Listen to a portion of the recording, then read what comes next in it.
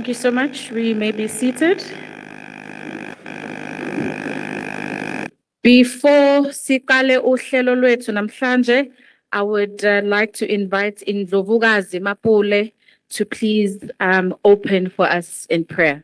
Thank you.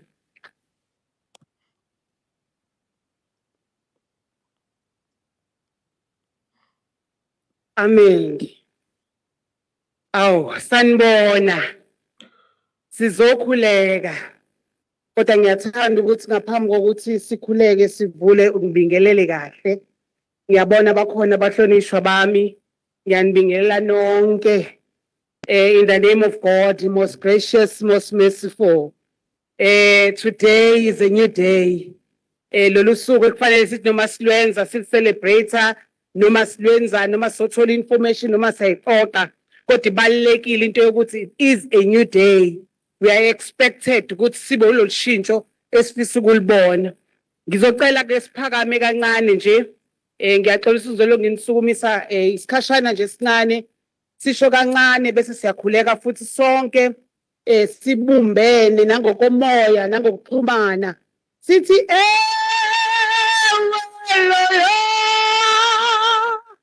wazi why ngophilileyo ngophilileyo eweloyo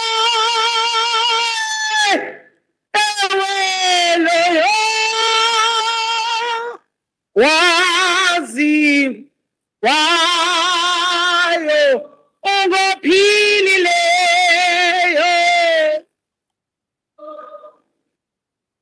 ngophilile eyo sithi uJehova ungumalusi wami ekseni angikweswela full stop sibadala salusiwe sisaqhubeka nokwaluswa namanje le program sizomcela umnikazi wokuphila kwethu asalusele yona ngicela sithi nje gobodi amakhanda egameni lakho mveli ngangi onomusa onesihawu osilanga lokwahlulela nguwe kuphela simkhonzayo wena sicela usizo usiholele endleleni eqondile ungabi ngelabo abadukayo kumba bayozuzula lwakho uNkulunkulu wethu sicela ukukhosela kuwe ugwema usathana oqale kusiwe moya weqiniso moya wokuthula wothando woxolo sihole kule ndawo namhlanje ala nathi uNkulunkulu wethu hambela kuzona zonke izikhulumo ezokhuluma la ngaphambili hambela bonke abalalela abazoyilalela nabazoyibukela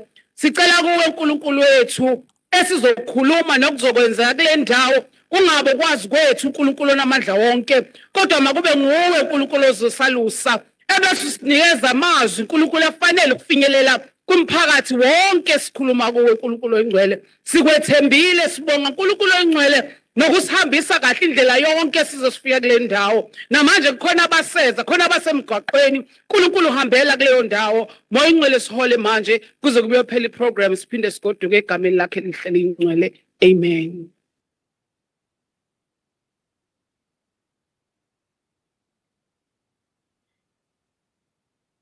Thank you so much to Ndlovukazi Mapule. Igama lami uMabathu Tembe. I'm your program director today, but I'm also the deputy speaker of the KwaZulu-Natal legislature. I'd just like to open by formally greeting the Honorable Speaker, Miss NN Boyce. I'd like to formally greet and thank for her presence the Deputy Minister of Presidency for Women, Youth, Persons with Disability, the Honorable Mapaseka Steve Letseke. I hope I said that correctly. I'd like to greet all the MPL Akona Namhlanje. May I please ask Wonkama member to stand so our delegates can see our members of the legislature.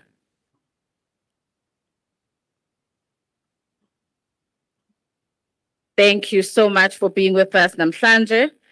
I'd like to greet Amakhansela Akona Namhlanje. I'd like to greet the Secretary of the KwaZulu-Natal Legislature, Umanaidu. Good morning. I'd like to greet any mayors that are present here today. And then I'd like to officially greet our delegates akhona namhlanje. Sanibonani. I think we look very sad. Sanibonani. Ninjani. Ngiyaphila. You guys all look so beautiful namhlanje. Is everybody excited for the symposium? Are you ready to ask all the pertinent questions? Are you ready to engage? I am very much ready to engage. Personally, I feel like this is one of my favorite symposiums. I stand here as an ally of the LGBTQI plus community, and I stand as an ally of young women. Speaker I'm not so young anymore, so I will stand as an ally of both. This is going to be a very beautiful day, and I'd just like to thank the speaker for always being an advocate for this symposium to happen. I remember just a few years ago, before I became deputy speaker, I was a member of the legislature as I am now, and I also had a chance to participate as a panelist. And then I was a younger woman. So it was just really good to be able to khulume about things that are pertinent to us as young people. So it's so beautiful that we gathered here as stakeholders, akhona, to have this meaningful discussion and this collaboration, and to continue to show ukuthi the legislature is dedicated to building a democratic and inclusive society that respects and recognizes every person in KwaZulu-Natal. Itim yanamhlanje, it is advancing inclusive democracy, empowering young women and the LGBTQIA plus voices in governance. And it is something we need to do beyond words, but it should be a recommitment and something that we do every day. I'm always in awe because the speaker not only advocates this, but she walks the walk all the time in advocating for people's democratic rights and voices. And I just would like to just express my sincere appreciation for her leadership in that regard. Ngoba ngempela she does fight very hard for this to always happen. And thank you so much to the honorable members who are here today to also show the importance of Sikhona. We're not just having this as delegates only, but as members who are here to support, to give guidance, and to show that we are here collectively. Honorable members, your honorable members today, honorary honorable members, before we just get comfortable, La Mgugudlovu district, I would like to invite Councillor T. Dlamini from Mgugudlovu district to come and give us our welcoming remarks. And then we get comfortable and start a program, Yanamhlanje. But to start, there's a clap that I learned. So we are going to do this clap today for yourselves. Nizoti halala, halala, halala. Right? 3 times. Let's do it. Halala. Ishono halala pale. Halala, halala, halala.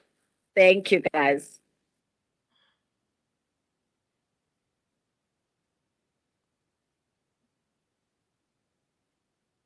I've just been informed with Councillor Dlamini akakafiki, but I'm sure Masefika will be able to sim invite with azosi welcome kahle. But then we're going to move straight on to the program. Sizocela uSpeaker wethu to come and give us the keynote address of why symposiums like this are very important. Can we give her a halala clap? Halala, halala, halala. Thank you, guys. Thank you to the Deputy Speaker, the Program Director of the day. Greetings to abefundisi abakhoyo mfundisi obesifulele, and I also see a delegate that I also know is that umpristi wami.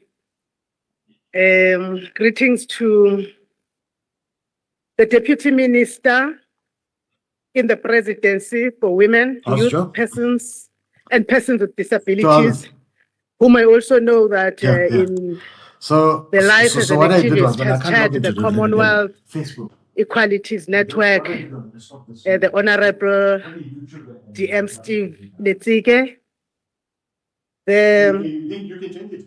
Honorable Chief Whip of the Legislature, Yeah, I just switched it the off. Honorable Chief Whip of the Opposition, the Honorable Members of the Legislature of KwaZulu-Natal, all of you that are here with us, You can log on and change it. Just the tell me when you panelists. start it again.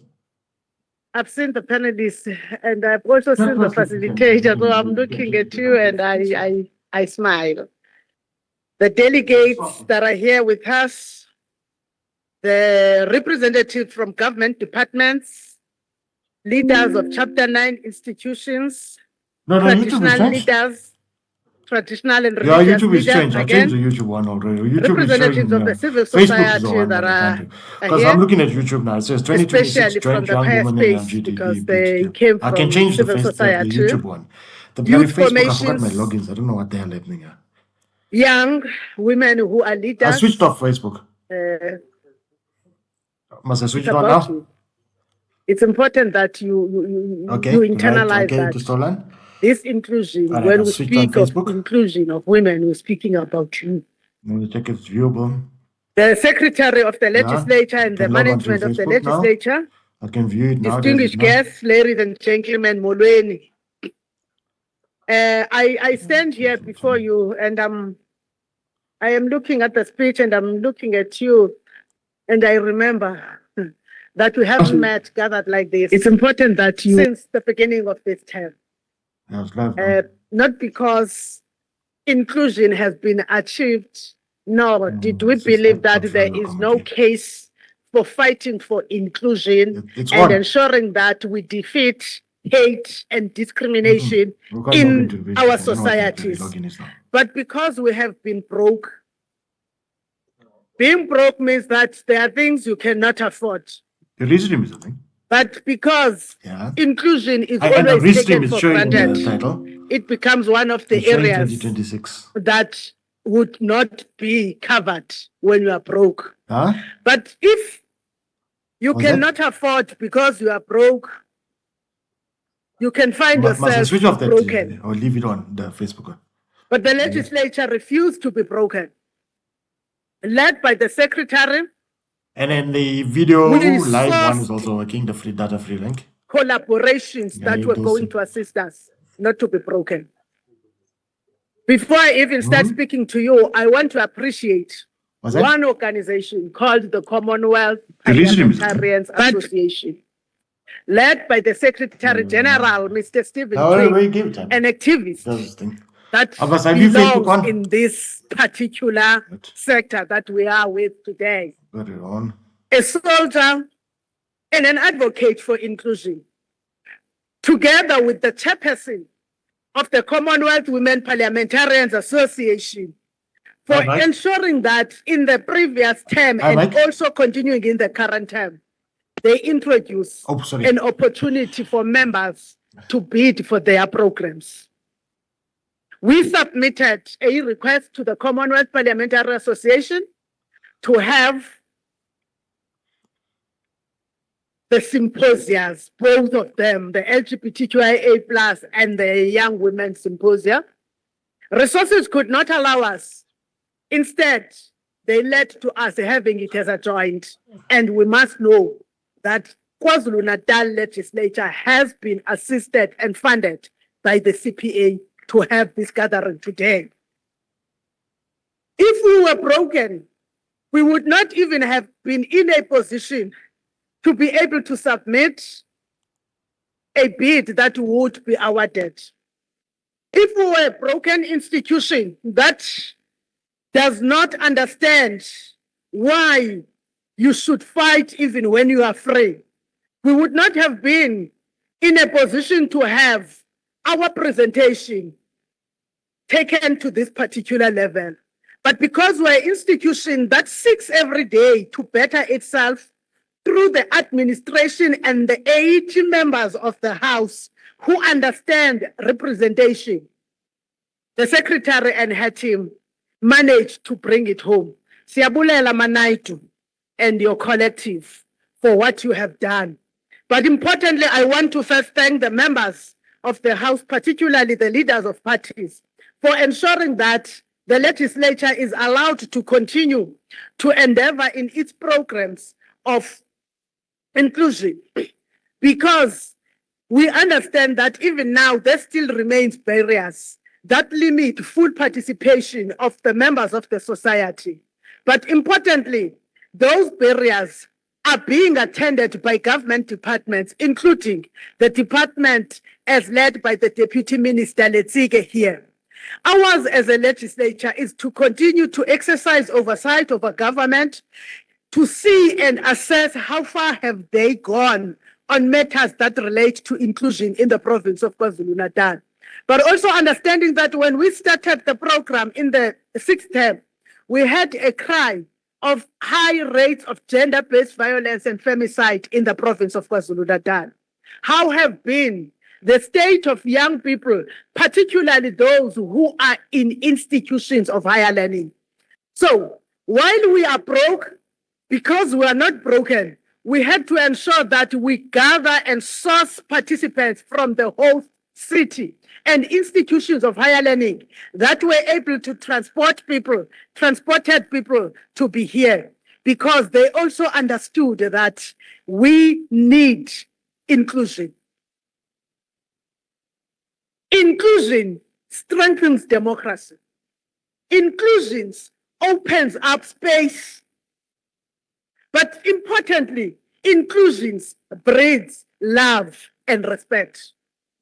In the province of KwaZulu-Natal, we have been known to be one of the conservative provinces, including the areas where we were having high cases that were reported that related to homophobic attitudes and hate in our province. But of course, the house that we lead has never been a home for hate. There has not been instances in the house that we would see hate, including the mischief that would come amongst members. It has never been tolerated in the house. Not from us as the presidium, but from the members themselves, because they know that there is a case for inclusion. But also as a legislature, we have come a long way in understanding the space that we are gathered here today to interact with, because we said at the beginning, we are learning.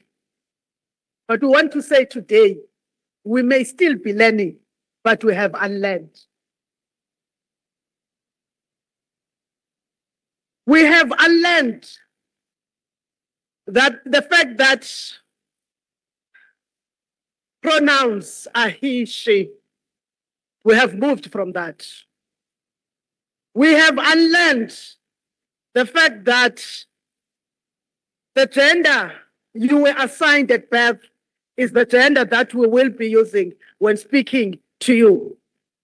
We have learned that for the Constitution to live and do change on a daily, it should be through the lived experiences of the people.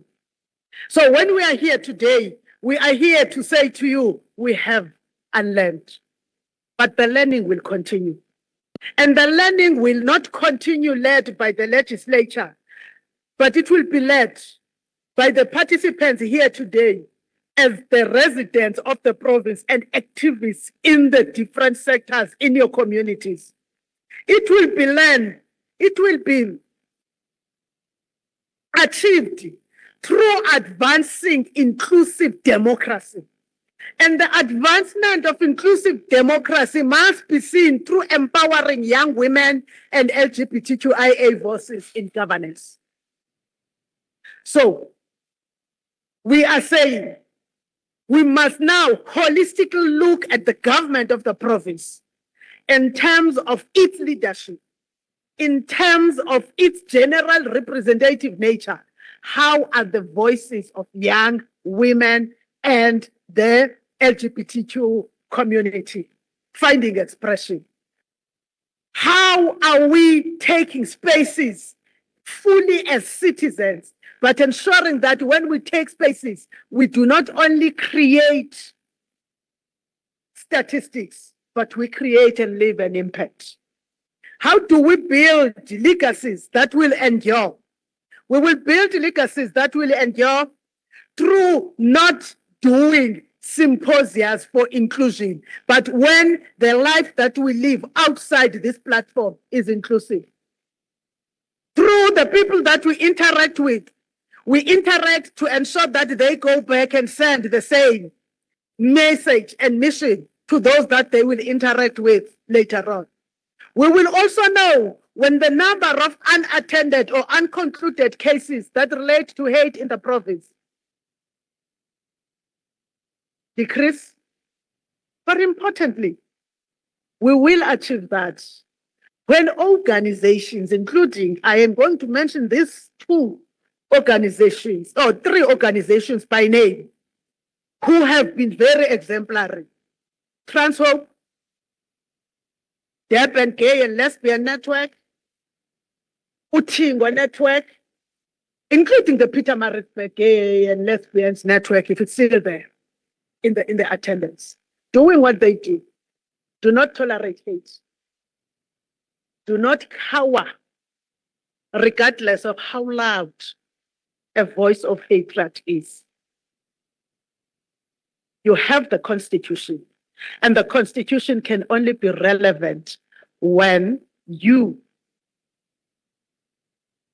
ensure that you hold everyone accountable to your provisions in the Constitution. But also knowing that the voice of inclusion will be felt when young women in institutions of higher learning start networks that will protect young women beyond the institutions of higher learning into the life post-education. But those same young women who would occupy spaces in the different areas and fields of society, including the academic space, to create more space that is inclusive and a space that is tolerant of diversity. That is when we will achieve that. We will also achieve it by making most of the people that are here today, particularly the panelists, accountable. Accountable to you, because when they leave this space, they have to also ensure that what they have preached is also preached to the next person. So that accountability that you are holding them to is the same accountability that they will be holding you to. But also, the inclusion will be deepened when you hold women that occupy spaces of leadership in any space. When you hold men that hold spaces of leadership in any space accountable to you. Members of a legislature, parliamentarians and legislators are acting on your own agency. You have a responsibility to revoke it at any time. But before or in the meantime, you have to keep all of us, the 80 of us, accountable. So today we are here to have that robust debate and discussions, but also to ensure that you hold the legislature accountable, including the government departments. They may not be here physically, but the legislature has got the portfolio committees that are responsible for the work of government. So when you are interacting with us as an institution, interact with us as an institution in the understanding that we act on your behalf. So we cannot act on your behalf. When you represent, we represent someone, the interests, the aspirations. So we cannot represent you to where we want to represent you. We must represent and stand for you to where you aspire to be. And this is an opportunity for us to do that. But of course, there's also going to be us, for the first time, interacting now with what has been scientifically proven about the province when it comes to matters of inclusion and matters of tolerance. Because we may have been saying things and things, but is there any change? We have to look back. I was fortunate in one of the platforms that was organized by Utingo network. The other, it's an NGO called the other. And the Human Sciences Research Council, who educated me that there is progress, however minimal, but there is progress. But that progress must be relatable. Is that progress your lived experience here today? Be you as an individual participant today, is the progress that is said lived by you? That is why in our panelists, we had to include 2 members of the House who have responsibility of representation, like all of us, the 80 members. But the 2 members that would be here will, whilst chatting the way as they see it, but telling you what the legislature is doing, because you have to hold us accountable. Spare nothing. Because if you spare the legislature and say, because they held you are not assisting Mabatu and Nontembe to deliver on their mandate to be representatives and be in charge of the oversight, public participation, and lawmaking in the province. I am saying this because most of the time you all focus on government departments, but you do not focus on the gaps in the lawmaking and oversight and the whole accountability ecosystem in the country and coming to KwaZulu-Natal. Because what happens at a provincial, at a national level, starts from the province. But also the reflection at a national level includes the reflection here. We have also been favored by having the deputy minister, not because I like her, but because when I ask you, who is Steve, if she's not a deputy minister, the answer will be that she's an activist for inclusion. There's no 2 ways about.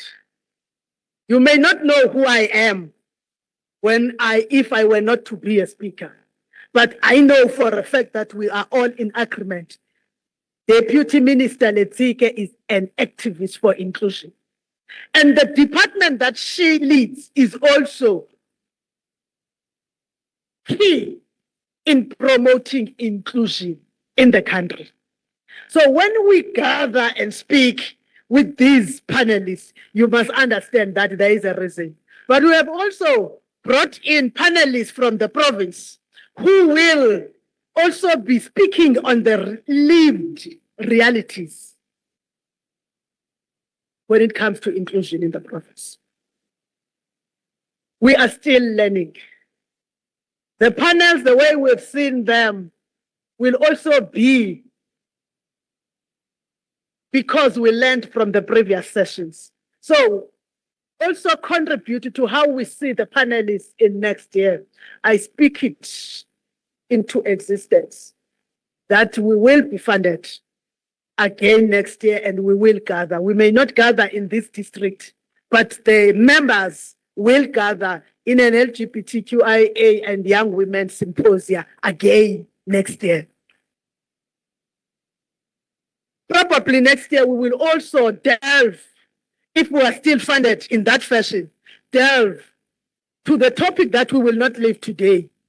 When you speak of inclusion, you should not speak within what happens in the society, including the issues that relate to migration and the issues that relate to the rate of poverty in the country and in the province.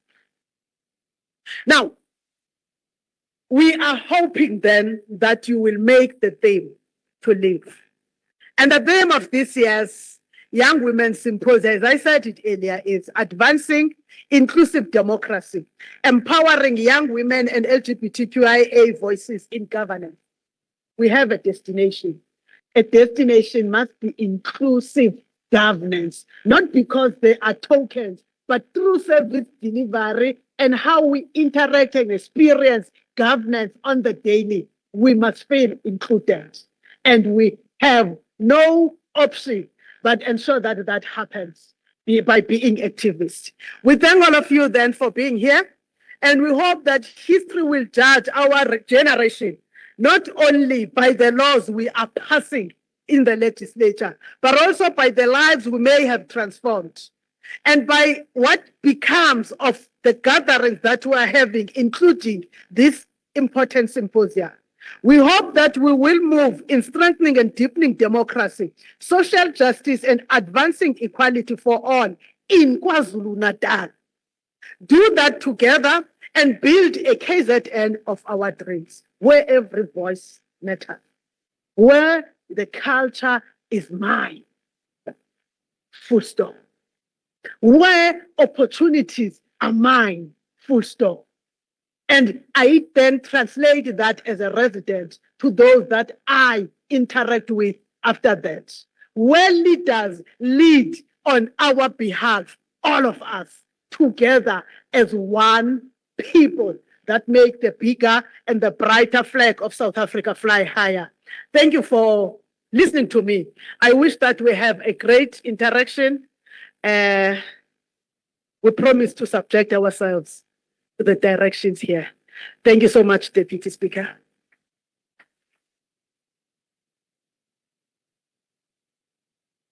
Thank you so much, Speaker, for those words that we all heard. For me, it's always important that representation matters. If any of my friends and colleagues know me, it is something that I speak all the time. It's not about us without us. And these conversations matter. So we understand the type of safe spaces that we need, but the type of safe spaces that we can create. We shall then move on with the program delegates. Before I speak about the panelists and the facilitators, I would like to invite the IEC, Mr. Siboniso Dlamini, to come and give us a presentation that is specifically focused on youth voters. Simshayeni izandla zethu. Siyazandla zethu. Halala. Halala. Halala.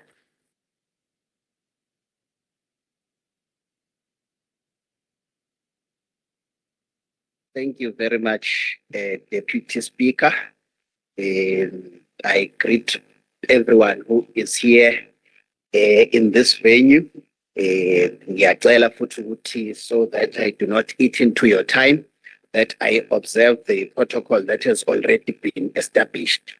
I am from the IEC at njengoba sekushiwo here in Umgungundlovu district. We are based at number 420 Jabundlovu Street. That is where our offices are. We are there from 8 in the morning until 5 in the afternoon every day. The IEC, as we know it, manages elections of national, provincial, and municipal legislative bodies in accordance with the law, ensures that those elections are free and fair, and declares results of those elections within the prescribed period of not more than 7 days. So that is the mandate of the IEC that we are given by the Constitution of the Republic of South Africa, and which mandate we have been fulfilling with excellence since the establishment of the Commission. And that is why the IEC is trusted by all the political parties in South Africa. So that is what we do as the IEC. The focus, of course, of my presentation will be on the upcoming local government elections that have been announced by the President of the Republic of South Africa. We all know that on the 4th of November, 2026, we will be voting in South Africa. We are preparing for those elections. Those will be the sixth local government elections. It's the 6th edition of the local government election. So I'm going to take you through the timelines, of course, highlighting the key activities that are going to lead us to the 4th of November. Uma sikhumbula kahle sonke, the last local government elections were held on the 1st of November 2021. That means that the term of office of the current municipal councils expires on the 1st of November 2026 because their term of office is 5 years. So within 90 days from the expiry of the term of office, we must hold elections. But we know, of course, that the president has already announced the date of the election. So it's the 4th of November. It is not going to change. So that is what we are preparing for. In terms of where we are as the IEC today, we have already been handed over, or rather the demarcation board has already handed over the wards to the IEC, and we have, us as the IEC have already designed the voting districts which we are going to be using on the 4th of November. So we now have the wards. We have gone through that process, and what we have done recently on the 20th and the 21st of June, we held the first registration weekend for these elections. It was held on the 20th and the 21st of June. We are now preparing for the second voter registration weekend, which will be the final voter registration weekend for these elections. The date has been confirmed as the 1st and the 2nd of August. So in 2 weeks, we'll be opening all our voting stations again for everyone, especially the youth who are not registered yet, to come to your voting station and register to vote, because that is a legal requirement. You cannot vote if you are not registered.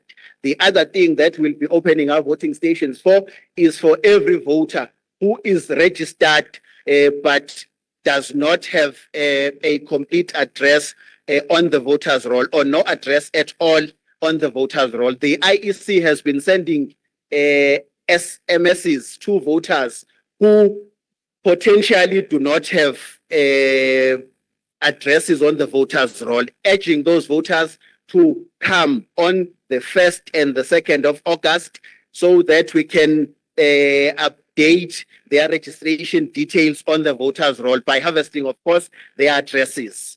The last thing that we will be opening our voting stations for is for every voter who has moved since the last election in May 2024, who has moved, who has changed addresses.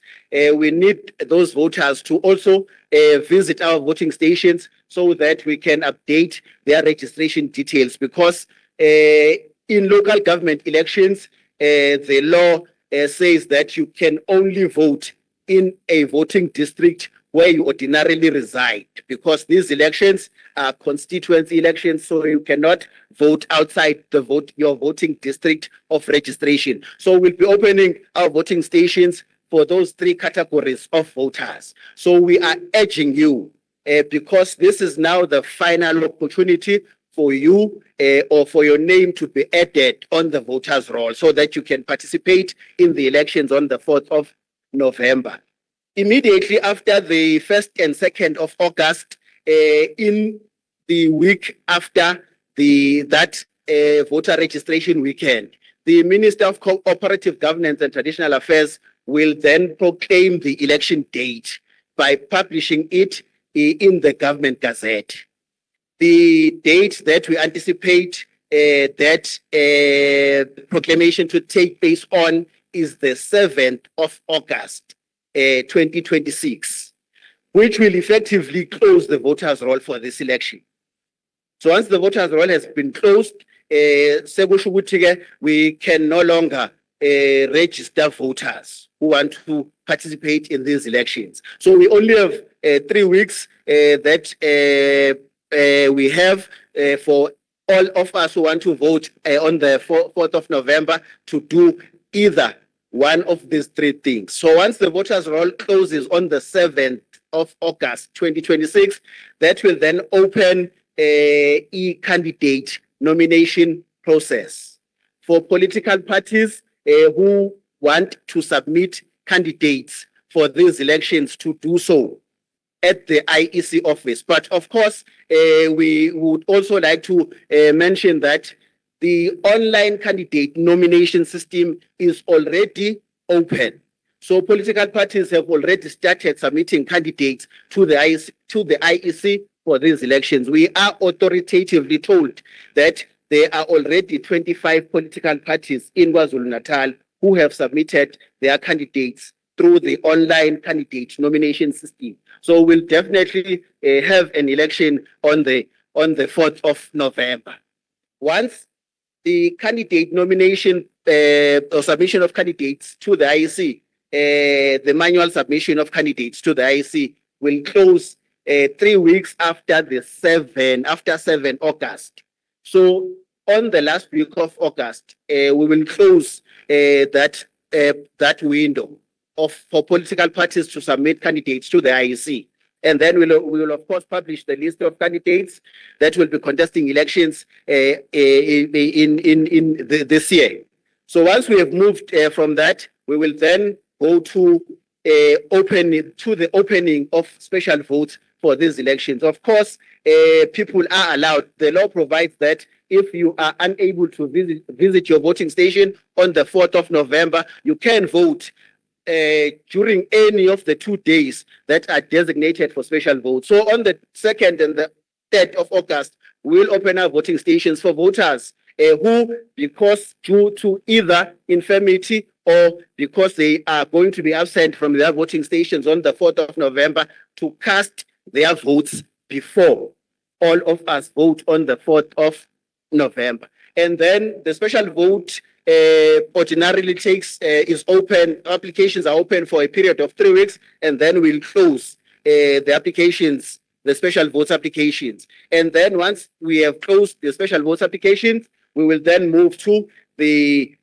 2nd of November, where we'll open our voting stations from 8 o'clock in the morning, close them at 5 o'clock for voters who are approved special vote applicants to vote during that period. And then, of course, ngomhla 4 November is the main election day.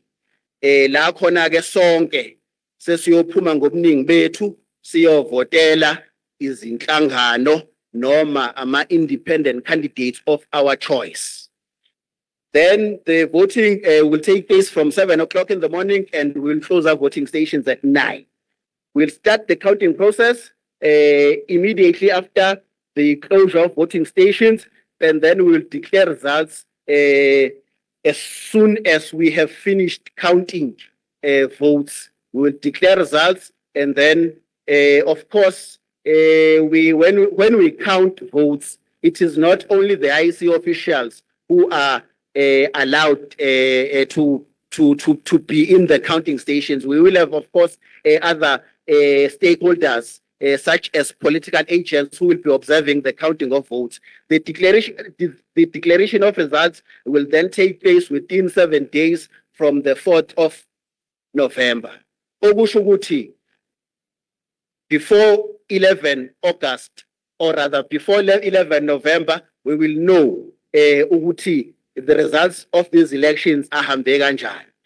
Once the results have been declared, we will then move on to the first council sittings in all the municipalities which we have in the district and in the country. First council sittings to elect the speakers and, of course, the mayors of municipalities. So, Siyanicela, we are urging you as young people to please go out in your numbers. If you have not registered, please ensure that you can register to vote. Of course, you cannot only register at an IEC voting station. There is a facility that we also have for you if you want to register yourself online. That facility is available at register.elections.org.za if you want to register yourself in the comfort of your own home, if that is convenient for you. So you can also do that, or register to vote in one of our voting stations on the 1st and the 2nd of August. Lastly, we have also started the process of recruiting election officials. If you are interested in working ngomhlaka 1, ngomhlaka 2, 3, 4 August, rather, why do I keep on saying August? November. If you are interested in working for as an election officer, the adverts are open already for the different categories of staff that we have in our voting stations. If you want to be a presiding officer or a deputy presiding officer, you can apply. Or if you want to be an election officer, you can also apply. The only thing that we should emphasize on is that if you want to be a presiding officer, the requirement is that you must at least have worked as a supervisor for a period of not less than 8 years. But for all the other categories or the vacancies that are there in voting stations, you can apply. The other requirement that you also need to fulfill is that you must create a profile. You must register a profile with the IEC and submit all the documents that you need to submit. The applications are advertised online. You apply online, and then the IEC will contact you if you have been selected and appointed to work as an election officer. Program Director, thank you very much. Let me not take much of your time. Thank you so much. Sacela simshayele izandla efudumele. Oh, kusekhohla mina. Halala. Halala. Halala. Thank you so much to Mr. Dlamini from the IEC. I'd just like to officially welcome the honorable members who have just joined us, Abafigile, and I'd also like to welcome Councillor T. Dlamini from Mkungundlovu District, who's also joined us this morning. Thank you so much for joining us, ma'am. Siyabonga. So we are heading now to the session we've all been waiting for, the panel discussions, and I have to say, uSpeaker usilethela abantu who are so very academically inclined. So it's going to be a very exciting discussion. We have different people from different stakeholders, and we have honorable members. We have the chairperson of Quality of Life who's here. So it's going to be a great discussion. But delegates, this is not a discussion just for panel members. It is there, konasizo lalela, but this is about you. So if you have any questions or comments you want to make, because there's going to be an interactive session afterwards for you guys to get a chance to have your say so that we become inclusive like we want to, not just us here having a discussion amongst ourselves.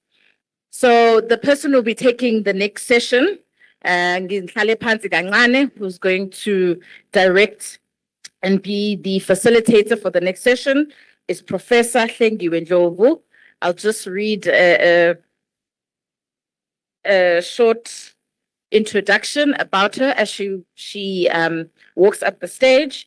Professor Lgbtqia Symposium is an associate professor and deputy director of the Center of African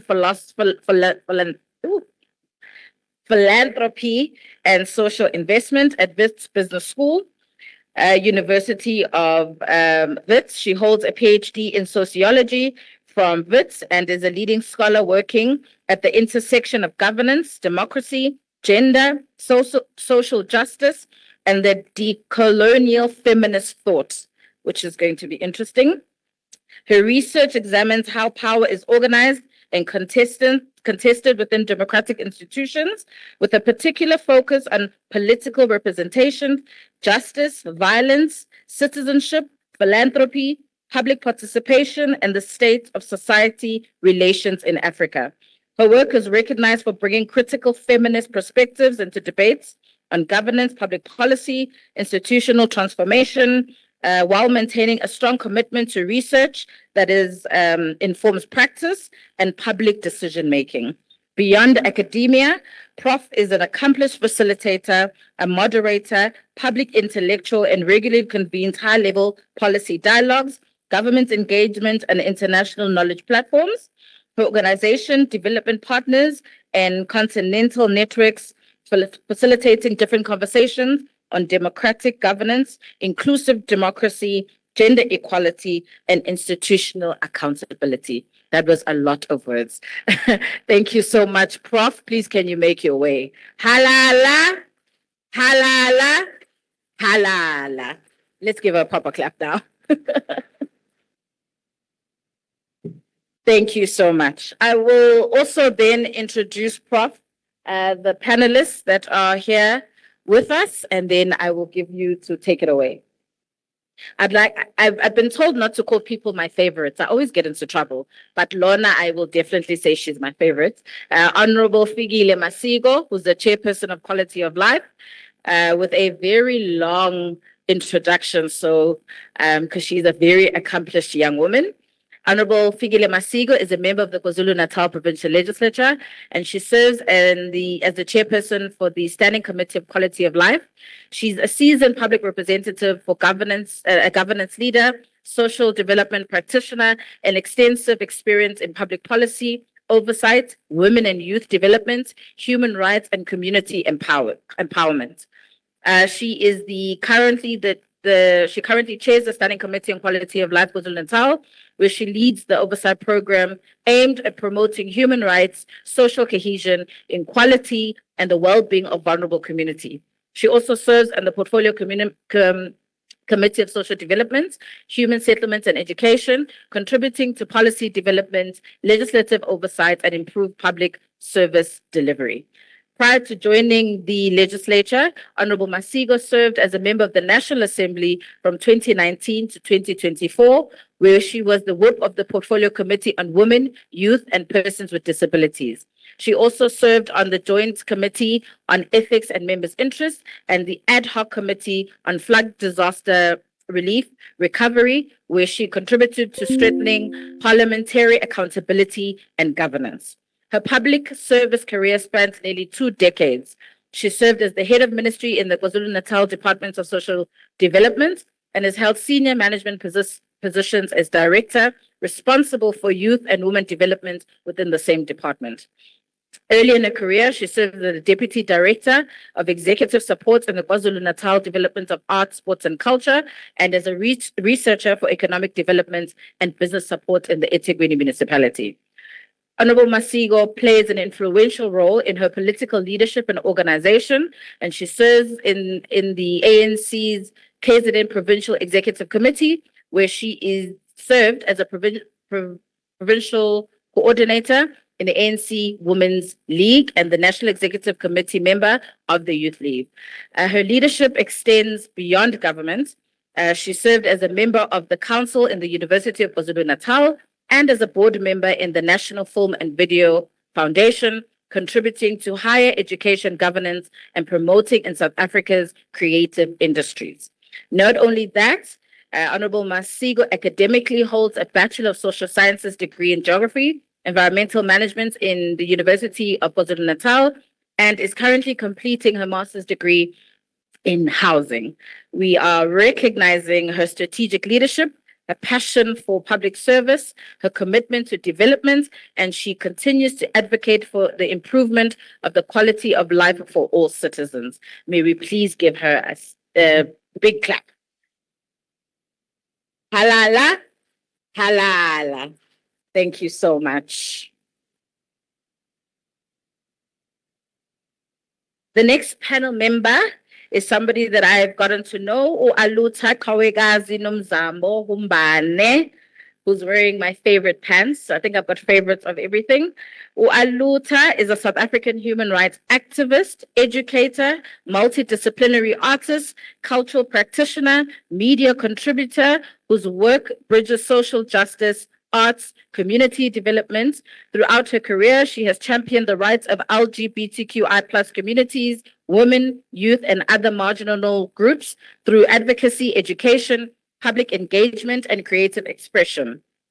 Her work spans through music, theater, art, photography, documentary production, community broadcasting, and regular contributions to radio stations, where she uses media to educate communities on gender-based violence, hate crimes, public health, and human rights. Internationally, Humbane has collaborated and performed in the United States, Mauritius, Mozambique, including appearances at renowned venues such as the Schomburg, I think that's German, Center for Research in Black Culture, the Stonewall Inn, Harvard University, and the No Lemoire Festival. A long-standing mentee and a collaborator of Professor Sir Zanele Mholi, she has contributed to significant artistry, advocating initiatives while producing socially conscious work such as Nami Ngithanda Indoda and Amakawe, which confronts stigma, celebrates resilience, and honors advocacy for human dignity. Her career reflects sustained commitment to using art and storytelling, which is very beautiful, as activism for powerful tools of social transformation and cultural change. Halala, halala, halala.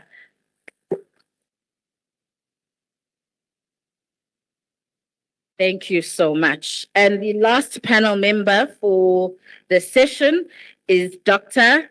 Ntombizo Mkhwanazi.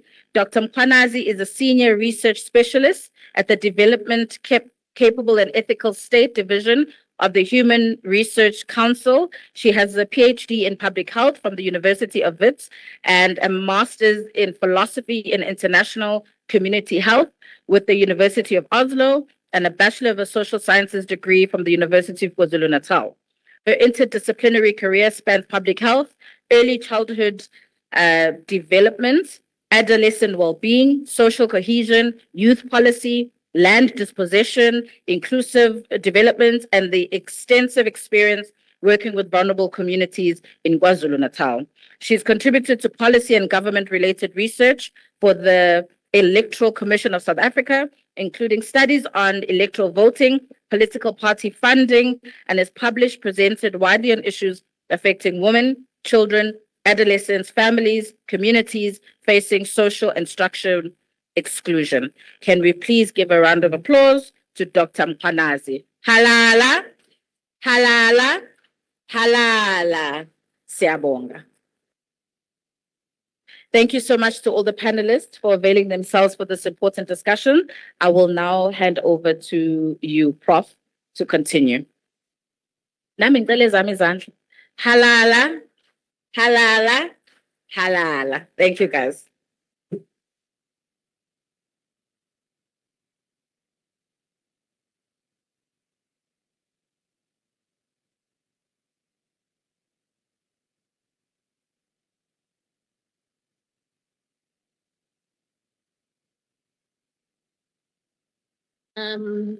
Sanibonani.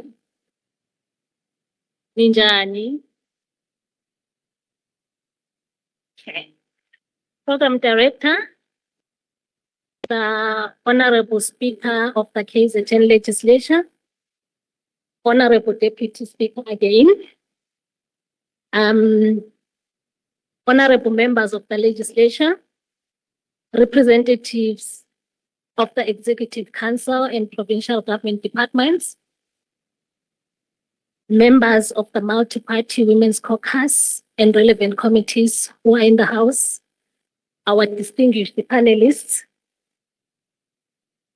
traditional and faith leaders who are in the House, representatives of civil society, women's movements, youth formation, and LGBTQAI+ organizations, members of the academic committee, young women, activists, community organizers, students, and all participants present. Ladies, gentlemen, and gender diverse persons, good morning. It is my absolute honor to facilitate this joint Young Women's Symposium and the LGBTQAI+ Equality Symposium convened by the KZN Provincial Legislature.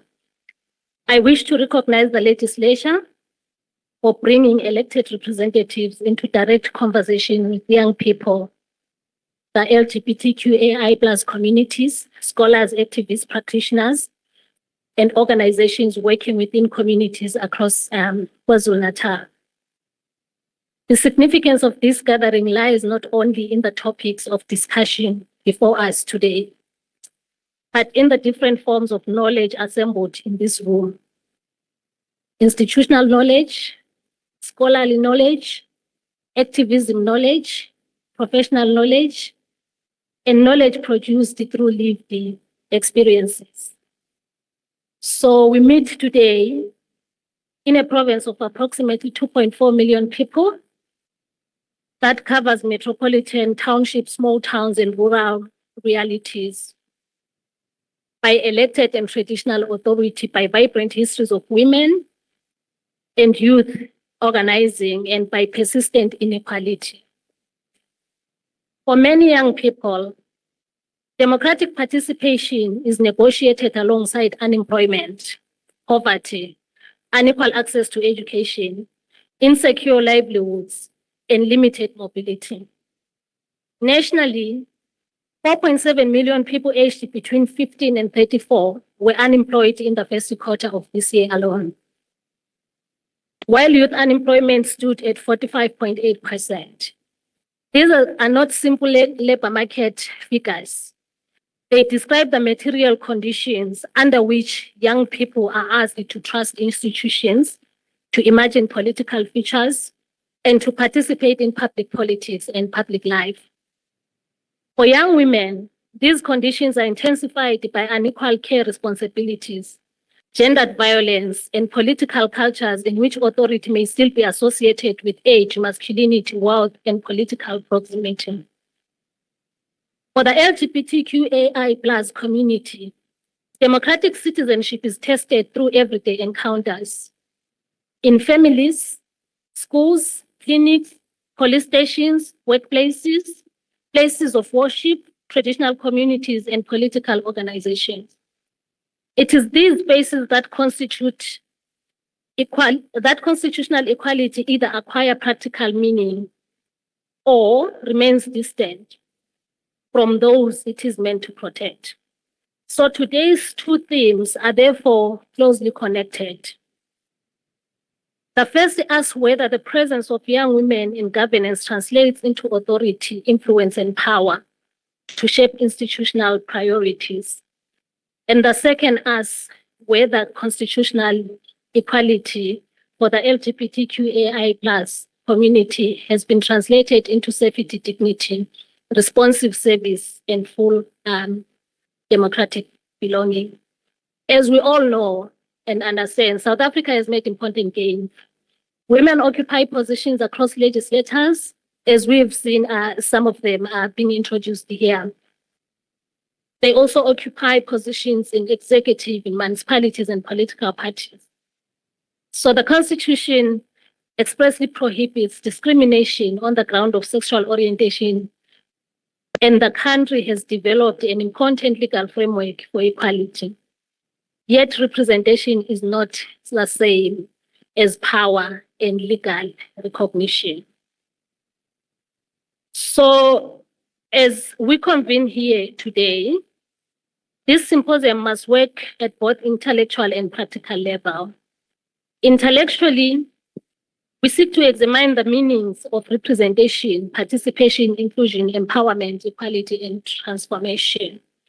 At a practical level, we must identify where exclusion occurs, what interventions are working, where accountability lies, and what can be taken forward through oversight, public participation, committee work, as well as engagement with the executive.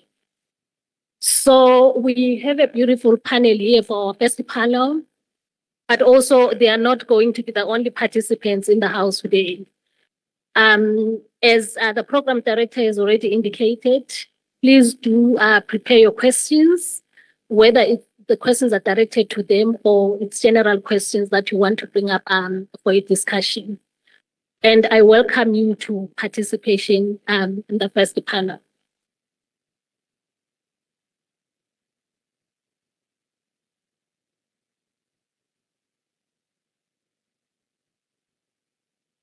So our panel members have already been introduced, and I'm sitting with beautiful people here. Good morning. Okay. So this is how we're going to run. I'm very strict on time. because time is money, right? We all know. So I understand program director, we have an hour for this panel and then we're going to engage the house. So we're going to take a first round of 5 minutes each, and then we come back to 3 rounds of 3 minutes each, and then we'll be wrapping it up. All right. So the first question is just a general question for all of us. So whoever wants to take the mic first, but I'll take advantage of Dr. Masiko because you came first on the stage. But it's a question for all of us. So as we know, South Africa has made visible gains in terms of women its political representation. But also at the same time, we know that young women continue to experience political institutions as something distant, something that is difficult to enter, or that actually resist their authority, as we see how young people struggle there.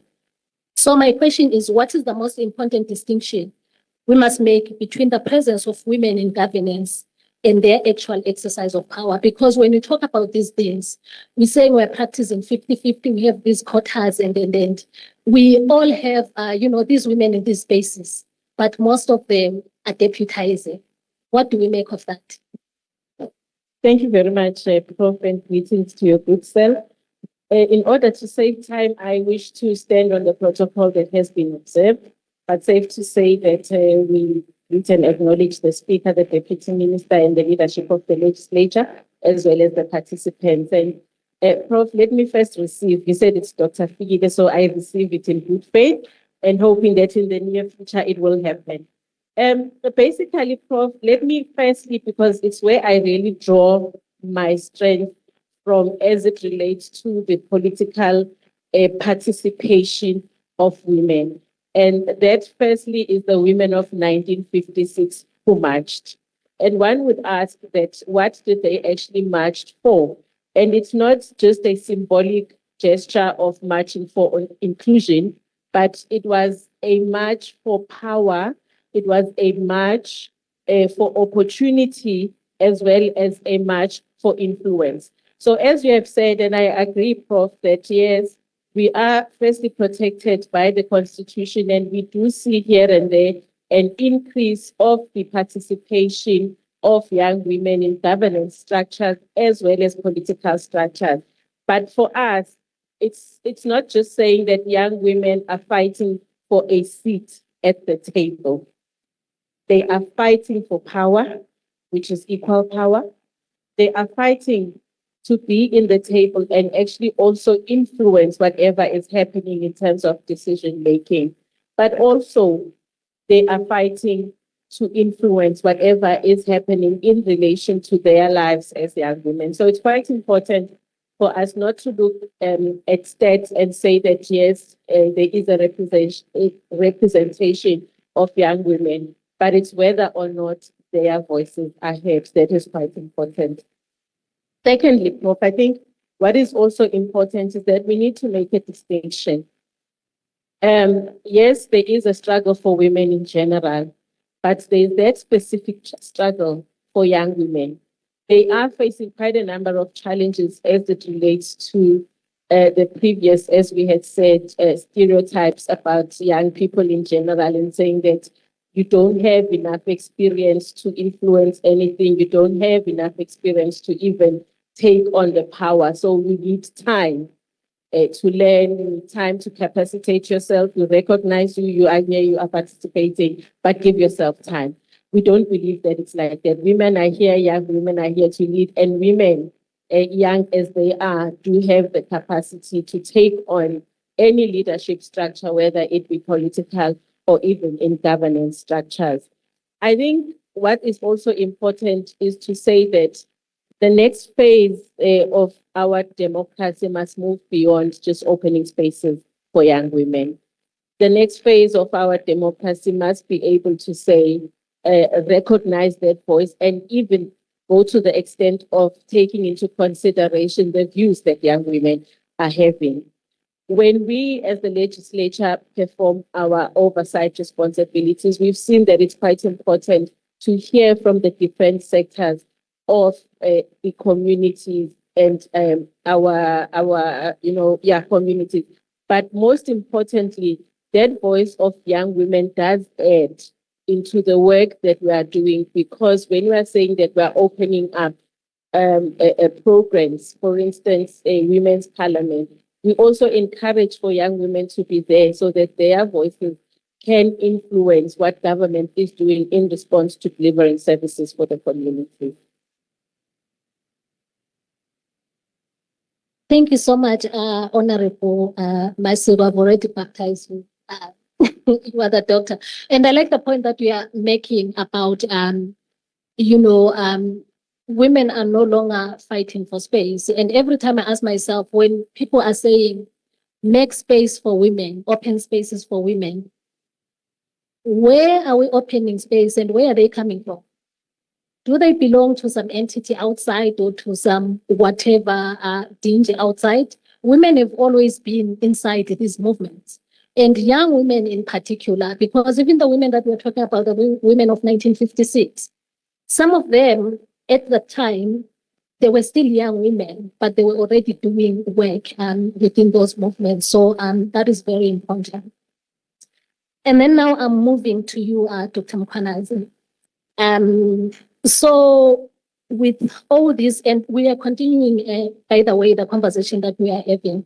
So institutions often explain the underrepresentation of women through lack of confidence. We are told that they lack confidence. We are told that they lack experience.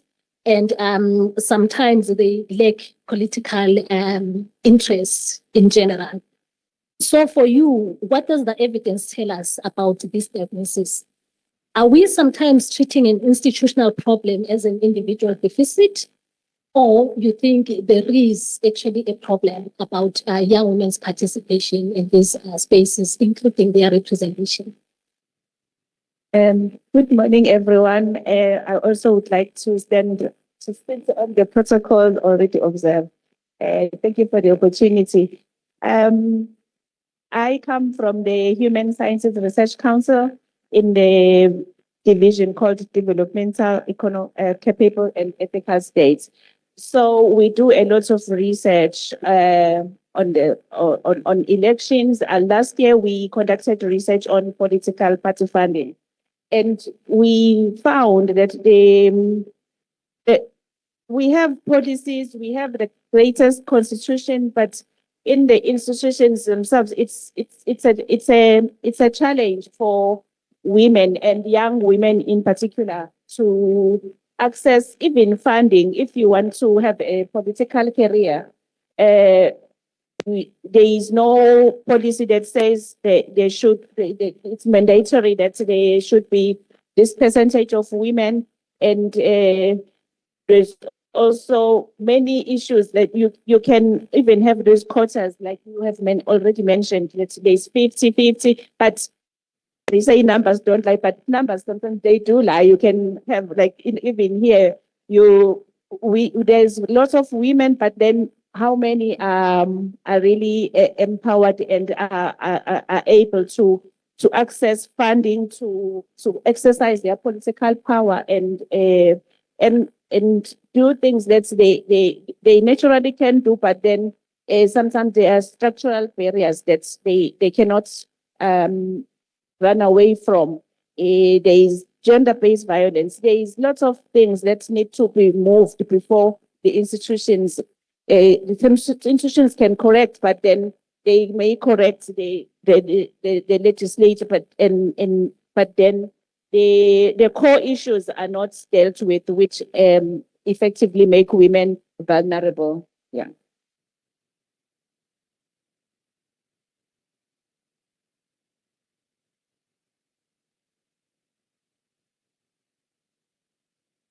Okay, it's back. Thank you so much, Dr. Mkhwanazi. And you've mentioned something very important, that numbers do not lie. As that statement that is always thrown out there. But sometimes I always ask my students in the classroom, can you quantify experience? We can say we've transformed. You can see the numbers of people or the numbers of women who are out there, the numbers of young people who are participating. But can we quantify their experience in terms of what does participation mean for them and what different mechanisms are there for them to participate? And I move on the same question to you, Ms. Humbani. When I read your profile, I was like, oh my God, she's doing amazing work. And I was so blown off. So your work really moves across activism, education, cultural practices, as well as media, from what I read at least. But I have a question for you in terms of how do cultural narratives and public representation shape whether young women are recognized as legitimate political actors and leaders? And here I ask this question because sometimes we are told that in certain spaces, women should not participate based on their cultures. Or to say this is a place of leadership, it's a place for elders. So young women are not expected to be seen there. So how do some of the cultural practices that you understand through your work, how do they shape or hinder participation for young women? Thank you. When I had to reflect strongly when I was invited, not just only on today, but on 30 years of democracy, or 32 years of democracy, but 32 years of the Constitution being enacted. And I had to draw to a conclusion to say, perhaps the concept of inclusive democracy is an oxymoron, because it's seemingly we are experiencing a hybrid regime rather than democracy. We are in the process of a transition to democracy, but we have not reached that point, because across all spectrums, we receive or we experience democracy on a spectrum. It depends on where you are located. Even as we reflect on this panel, I'm not seeing a reflection of a traditional African woman's experience from emakhaya. Ongenayo le language esinayo ne backing from academic references. So it's also speaking to our ignorance to say when we are here aiming to represent women, this is the ideal. I have to say the Constitution is a beautiful document, but where we stand, it does not translate the reality of what women are experiencing. Politically, we are free, so we think, but political freedom in the absence of economic, social freedom, as well as and taking into consideration ecological dimensions, is futile. I think one of the biggest challenges in South Africa is that we are trying to balance traditional authority and Western ideology. This is seen in our legal system, where we have the Roman Dutch law, we have the English law, but we also take into consideration customary law. I was really appalled this past 2 weeks or last month or so, when we saw a video circulating on the media where a woman was shamed by a person who is in leadership, a king, Ubayete. Nobody said anything. Departments were silent. Our women leagues within the political parties. Ateni, where are the statements? I even posted on social media to certain colleagues and said, colleagues, what do you have to say? And yes, that is the biggest challenge. And we have to confront it to say, if we say the Constitution is the highest law on the land, but when it comes to enacting it, regress, then we have a problem, because we are doing a dissatisfaction to the women, to the young women who looked up upon us to say we will defend our queen as a leader in her own right. We stood and said nothing. Most of the leaders here didn't say anything. So that should tell you, in its essence, where the boundaries of governance and inclusive governance and democracy lies. Ila, angifish. Safuneka reflect as we engage further in communication. Bayangihleka bayalazi iqiniso. Siyazi ukuthi inkosi ayikhuzwa, siyazi ukuthi inkosi ayikhuzwa. Kodwa masithi siyalingana eSouth Africa, it must be reflected. When Ungizwi uttered words of homophobia, we all were up in arms to say we will not allow it. I was shamed and I was hurt on behalf of our queen when all of us were silent. And it's not to say, siyathetha, ngeke siyithethise inkosi, but at the height of a country where GBV is declared a disaster, for us to be silent leaders, safuneka si-introspect. Yabona namhlanje, ngifuna siphume si-introspect. Ukuthi ngempela le governance ne-leadership siyibambe ngendlela ekuyiyona noma cha, ngizoma lapho kwamanje. Impendulo ikhona la. Siyayibona. Ngayibheki kude. And thank you so much for that provocation. I take two important points from everything that's important that we have already said. I take firstly the issue of accountability or accountable leadership, because what we are challenging us is to say, we're thinking about the position of women in society and young women in particular. But at the same time, we need to account if we are leaders, if we're in spaces of leadership. Number one, we need to account, but also the institutions that are in place, they should be able to hold those who are in leadership accountable, because they cannot be leadership without accountability. Those cannot, go together. And this is the reason why we are seeing what is happening at Madlanga Day, because of lack of accountability in the country. But also, we are having this conversation at an institution that is tasked with the responsibility to exercise oversight. And oversight cannot be, distanced from accountability. And that's the difficult question that we are asking. The second point that I take from your conversation is the question of representation. Every time I'm called to spaces like this, I'm like, why are we not having these conversations in rural areas? Because we cannot sit here and claim to represent women, yet the women that we are representing are not in the house. We run a risk of hijacking people's experiences and making them ours. But at the same time, there is no amount of lived experience. There is no amount of theorization or talk shows that can supersede lived experiences. Lived realities are real and they sit there and they are very important.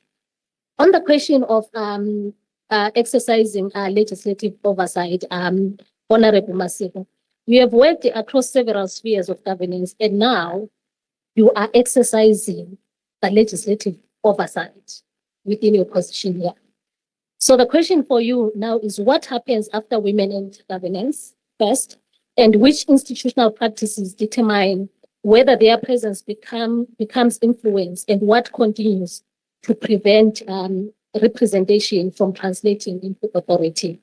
And now I'm throwing this hurt on you because it's a hurt that you wear every day. And I'm like, as an institution now, what can you say about this? What is your comment on what happens when women enter these spaces? Yeah. Thank you very much, Prof, for that question. But let me start on a lighter note here. When the speaker spoke, I was clapping hands for the points that she was saying. And one of the most important things that she mentioned was the issue of accountability. I really clapped harder. But she then shifted and she said, as individually now and collectively as the legislature, we need to take accountability, because it is a point where we need to do introspection. And it's something that we ordinarily do not like doing. But now let me move to the question. They have walked into the corridors of power.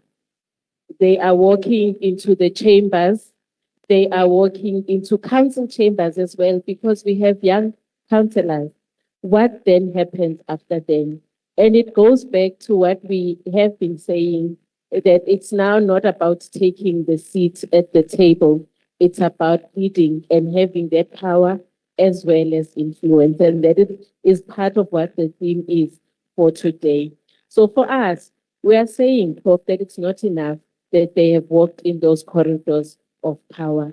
It's whether or not their ideas are being taken into consideration, but equally so, whether or not those young women are part of the decision-making structures of those institutions that they have walked into.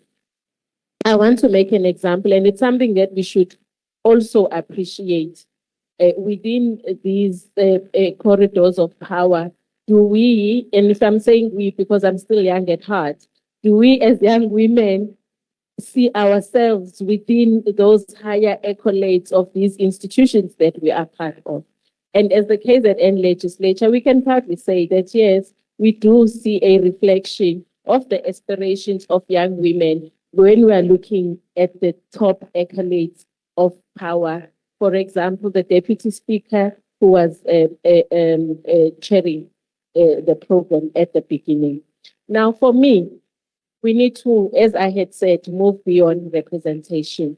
And what is it actually that we must now, as the legislature and other institutions, do to ensure that the voices of young women are recognized, that the power that we are saying are given to young women in terms of decision making is actually considered?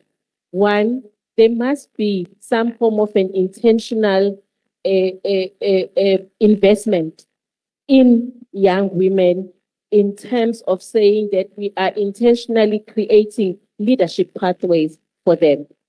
Secondly, there must be also an intentional investment in terms of capacitating the young women, whether it be mentorship that we are saying that we as the institution we are running.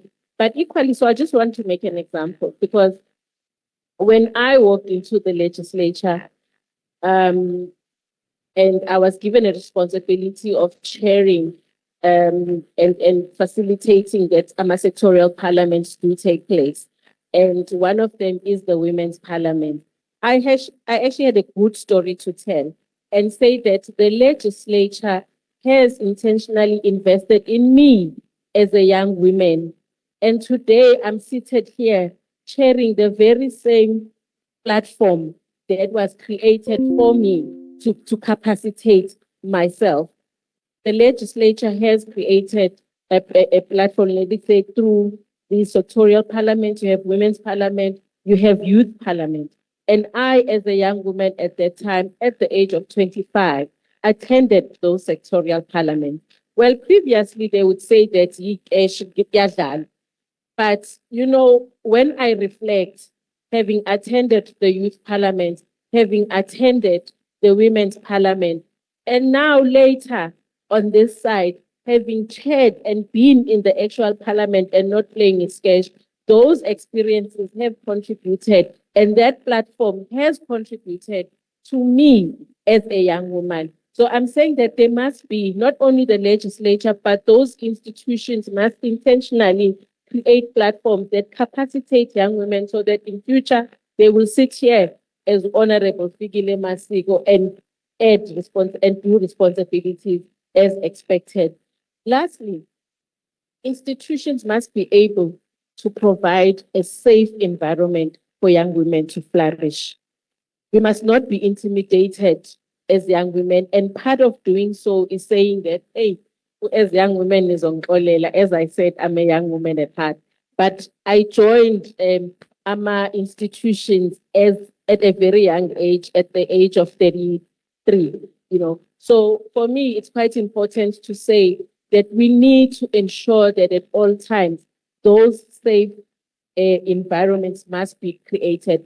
And that includes rejecting at all costs sexism within these institutions that we are operating in as young women, rejecting sexual harassment, because it does take place in the institutions and the environments that young women are operating in.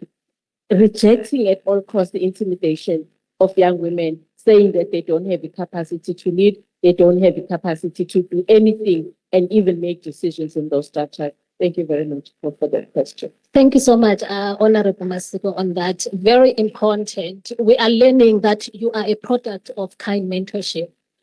And I think we would love to see how you paid forward. Because when someone else invests in you, they are simply saying, take this kindness, make it a ladder to go up, but also pay it forward to other women.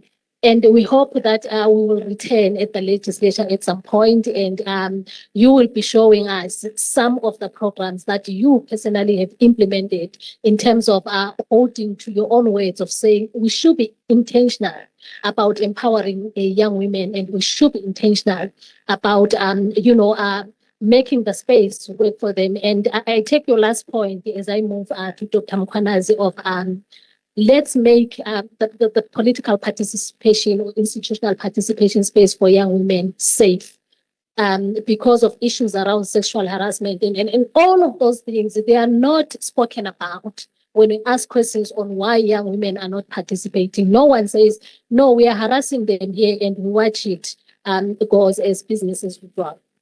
But Dr. Mkhwanazi, the 2024 national and provincial elections recorded voter turnout of 58.64%. That figure should lead us beyond the familiar language of voter apathy. So when young women withdraw from formal politics, how should institutions interpret that withdrawal? And what is lost when political distance is explained mainly through insufficiency in education or lack of interest? I mean, IEC was here explaining what avenues are available, and then is that enough? How should we explain the withdrawal of young women from the spaces? Yeah, thanks for that question. We young women, particularly, and youth in general, they don't disengage due to apathy. It's because the participation has become very unsafe. We see there are political killings, there is patriarchy, there's a lot of things. So if we invite them and encourage them to take their political power and lead, we should also remove those barriers that are stopping them from doing that. It's not just that they want to be involved in their communities. Research has shown that, but the circumstances themselves make things difficult. There's the structure, the cultural barriers, for instance, all those mechanisms, and most of all, it's the patriarchy. And I think, and then we cannot just say 50-50, but then when a woman enters and then you are asking her to make tea, you are asking her to take notes, you are giving her those roles that are considered like what is the word I want to use, but not not the dominant roles. They're not the chairpersons. They are just giving other roles that are not as important. So just inviting them is not enough, but to make the environment conducive for their participation, their full participation, make it safe. And yeah, it's a pity. I'm speaking after. So the sexual harassment, all those things that make participation really a challenge for women. Thank you.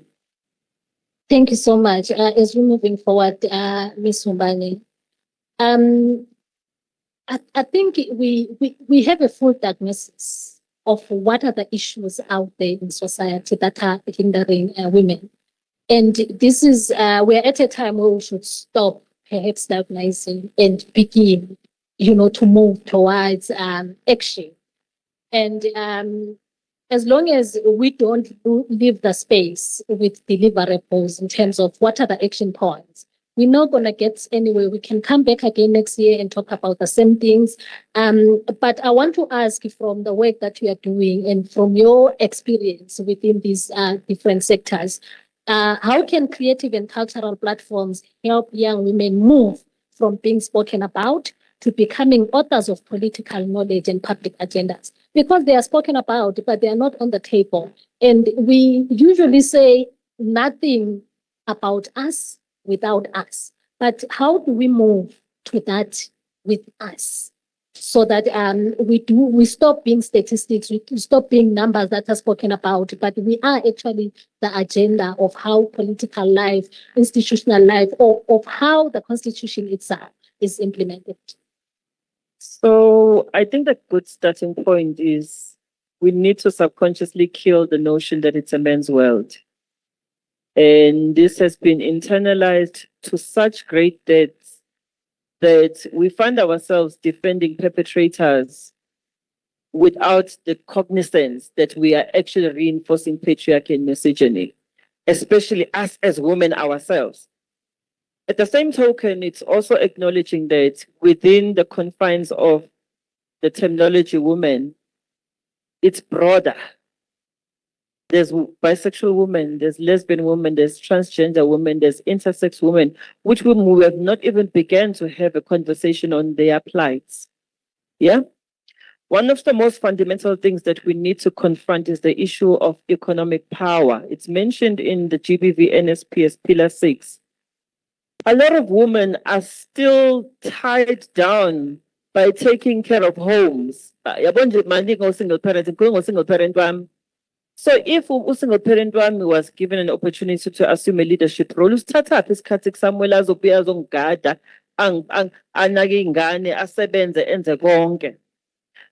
gaping gaps that we need to confront. One critical one is the issue of economic power. Men still hold a lot of power by virtue of their stance in the economic structure. And we've seen, again, I'm going to make references to how men have been protected because banemali. We've seen how women will go as far as saying, "Hayi mayinemali nje mina nginankinga yesithembu. Hayi banemali mina noma ngangishaya ngizohlala." Can you see how much damage that internalized conversation is doing?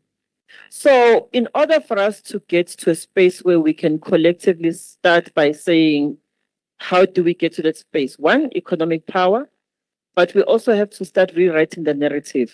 In the media spaces, we have to start portraying our women not as helpless people who need to be mentored. Mind you, most of us are raised by women. Nalamadoda lawa qhakeme lawa amade asidelelayo bakhuliswa mama no gogo. Majority of us are raised by women nabo gogo. But we never acknowledge them for the positions that they've played. So we must stop minimizing their existence. We must try to make sure that we put position measures that can best empower them so that when they speak, their voice is not minimized in the absence of resources, in the absence of being codependent. Angazi noma iyakuphendula. We do need writers, we do need leaders, but with space, let's not minimize them. But also we need to undergo the journey of rewriting our psychological internal dialogue, where we stop seeing ourselves as inferior. No prof, no dokotela.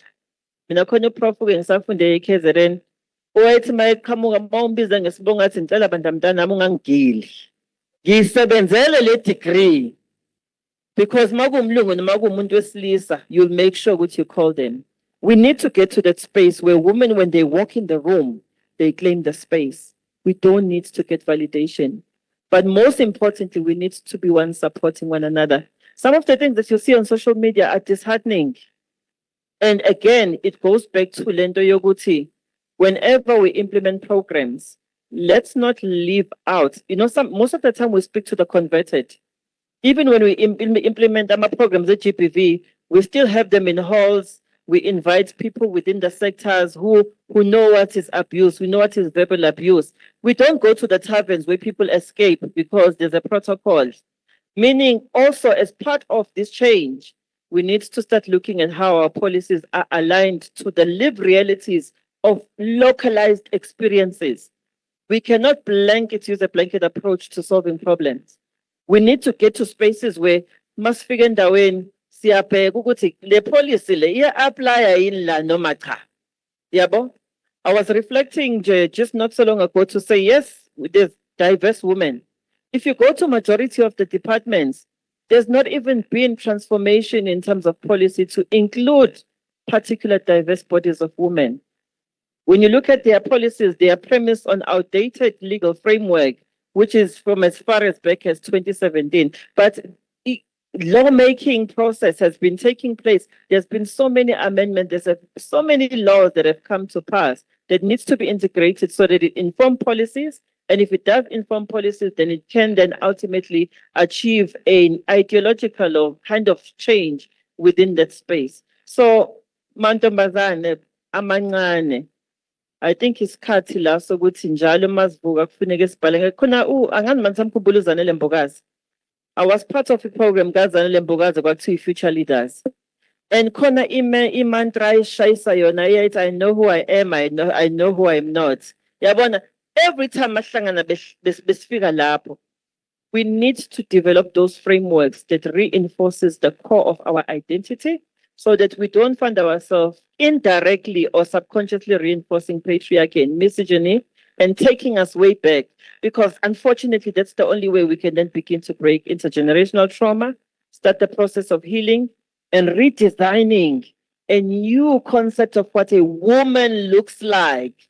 Not one that is defined by being a maternal person who sits in the house and looks after the house while the man is out there having fun. Not one that is an object of sexual exploitation when they step into the room, kubonakala ama-curves, and then amadoda sangane, and forget that that woman is a doctor, it's a professor who is standing there. So muningi umsebenzi ekusamele kwenze, but in order for all of that to happen, systems and institutions need themselves to be transformed.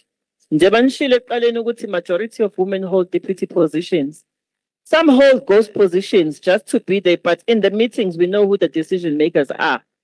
And we also shut down and close out these minorities of civil society organization and think that government has all the answers, whereas we are supposed to be collaborating in ways that advances us better. So there's a lot of reflection that we need to do. And I acknowledge that part of the governance wing in government, especially as it relates to lawmaking, has gone and crafted the most beautiful constitution. Yinti constitution yet. Meaning we looked at your Domestic Violence Act, you're looking at the 15 type of acts that have been made provided for LGBTI and diverse persons. But we must understand that it does not stop there. We have to implement this, we have to trial them, we have to evaluate them, not in isolation, collectively, and see what works.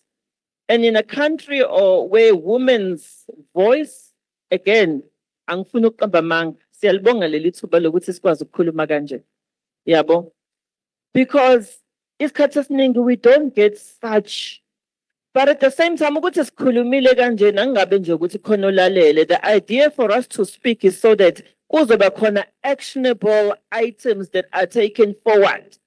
With those actionable items, we also need to reflect after 1 year, 2 years, 3 years to say, sikhuluma ngokuthi patriarchy asikakadili nayo. Sikhuluma ngokuthi representation yabantu besifazane in the media is still very much wena ufuna ukuhlala endlini awunazwi mawukhuluma ubaba inhloko yasekhayeni. We even use religious and cultural indoctrination to support our arguments.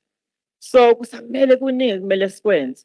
We must graduate from having an idealized constitution and start seeing ubuhle bayo asikakayiboni.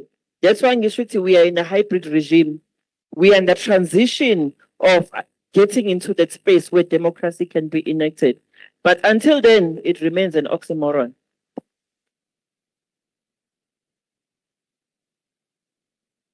Thank you so much. Ngiyakuzwa mina. Ngiyabona nje la kule ndawo othi wena funeke sishintshe indlela esicabanga ngayo. Ngiyakuzwa because there is so much that we need to unlearn, particularly in terms of how we were socialized to believe and what not to believe about ourselves. The reality is that we are not sitting here because someone came from outside to create the space for us. There are women who have been consistently fighting so that these spaces do open up. And one of the hardest work of activism that we do is coming into terms with the fact that change is not going to come tomorrow, and that the struggle continues until we reach the destination where we are going. It's centuries of harm, it's centuries of oppression. And how we get there becomes, unfortunately, our everyday work that we have to wake up every morning and commit to. As we bring the conversation to a close, so we've spoken about the needs for training, mentoring, empowering young women. But I want to ask if are we investing too much in preparing young women to enter political institutions, or maybe too little in terms of transforming the institutions they are entering? I think that's what we're speaking to. And maybe while you are having the mic on, I want to, in addition to what you have already said, just in 2 minutes, what must public and cultural institutions change in how they recognize and represent young women's leadership? But also, as your final closing remarks, what is just one concrete institutional change that could be implemented within maybe, say, the next 2 years, when we are talking about, the immediate future? Because we need to think about short-term goals, but as well as long-term goals. I always say things that are threatening to kill us now, we must address them now. And those that are threatening to kill us slowly, we also strategize strategically to address them slowly. So my first question to you is, what must public and cultural institutions change? And one concrete institutional change that could be implemented within the next 2 years. So I think in our strides as well, we must not leave the boy child behind. I think for years we've been told, we've been told and to great lengths, I think a lot of women, guys, we are being gaslighted to believe that we are not there. So I think institutionally, I think there strongly needs to be more in concerted investment in women. When I'm saying concerted, deliberate. But most importantly, accountability. If there has to be institutional change, we have the framework, we've got the most beautiful policies. We've got about prof, dokotela. But we still is a culture embijele, even nasemakhaya. Yabo in the space of GBV, ungathula ingane yabantu beyihlikiza indodana yakhe ihle. Kodwa mase kuhlukumezwe yakho sokuthi hayi ngiye police station ngiyangijwayela kodwa ubuthula umalume lo for many years ehlukumezwe auntie nomalume. So we have a culture that we need to break. And we cannot blame institutions all the time. The onus is also upon us to create and redefine culture. So, unfortunately, we have to negotiate because namadoda bambelele kulamandla awangasekho. Awasekho, abasakwazi ukusibamba ngeingane, abasakwazi ukusibamba ngomsebenzi, ngoba siyaphutshuka sabe siyosebenza, masimithi siyakwazi ngani ukuyishiya kugogo. So they are holding on for dear life to the patriarchy yabo. But we need to get to a point where we have conversations about how do we move each other. Ngiyathanda mawukuthi the aluta continue, the struggle continues. But we cannot be saying that yes, the struggle continues. We've reached political freedom. We need economic freedom in this lifetime. And it needs to prioritize women because for the longest time, they've been disfranchised. Thank you so much for that. And I like the part that you are mentioning in terms of our own spaces, because change will not begin from the street. It has to start from home. As long as and until we have abomalume ekhaya who continue to abuse girls and we make it a family affair, ungayikhupheli ngaphandle abantu bazothini. How are we then expected, to go out there? Sometimes I say I'm ashamed to comment publicly about homophobia when I still have homophobic nephews who, when they see something on the TV, they're like, ah. I'm like, how do I even begin when I have not done the work in my own sitting room at home where homophobia exists and thrives? How do we call it outside? And That's quite important. And coming to you, Dr. Mkhwanazi, what must research and policy frameworks stop assuming? Because there's so many assumptions there. What must the research that we produce? Because even us as academics, people who are doing research are the same people who put problematic statistics there, problematic conclusions there, because whoever wants to advance a narrative, ayisikela la abathanda khona emanoni athathe khona and athi i-research ka-Dr. Mkhwanazi it justify. So what must research as well as policy framework, what should they stop assuming? And also, as you close it down, just give me one concrete institutional change that you want to see in the next 2 years. Thank you. Thank you. I think there is research that we, as we conducted with the other foundation as well on LGBTQI. In KwaZulu-Natal, it says most people have not witnessed hate, but if the research says that, but the lived experiences, we know what we hear on the news. We even here in Pietermaritzburg, we know of hate crimes and everything that happens. So I think sometimes there is a disconnect between what is also, because the research is most of the time it's self-reporting. So there is a lot of bias in there. So we should also be careful and take it to the pinch of salt, but also be mindful of what is happening around you. Read the news, and also our social media is good and bad, but we should also try to discern and take what is progressive and leave other things out. And because for what needs to change in the institutions, I would say, because money makes the world go round, and so we're saying the research says in access to funding is one of the challenges for women to take positions in politically. So how about is integration of gender criteria into political party funding systems and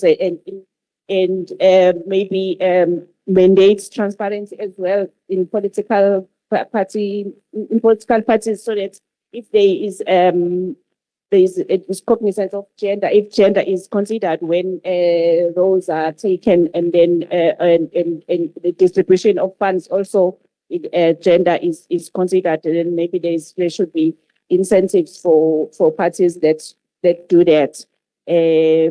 Because some parties they do recognize, and there is transformation. We can see some have this 50-50, but it also should not be just on paper.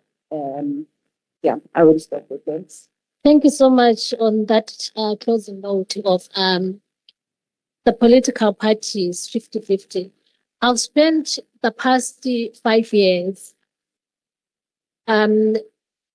doing the analysis of political manifestos, paying particular attention in how women are represented in these political manifestos. And I dare you to pick any of all the political parties and show me one where women are not treated within the confines of care labor, of reproductive labor, of a catastrophe that is about to extinct. And they have to be protected. When they're talking about GBV, women need to be protected, and I'm yet to read them as political authors, people who hold agency from across all of them. You can call them progressive whatsoever. They are well written, well drafted, but women still appear as populations to be governed, people to be saved, people to be protected, and then. In closing, Honorable Masiko, your legislature, this very one where we are sitting today, what must the legislature change? What is it that it must change? But also give me one concrete change that you want to see being implemented in the next 2 years. I know you have had your own good experience, but if we can ask one young person out here, they might have a completely different experience from what you've had. So earlier on, you spoke about self-introspection.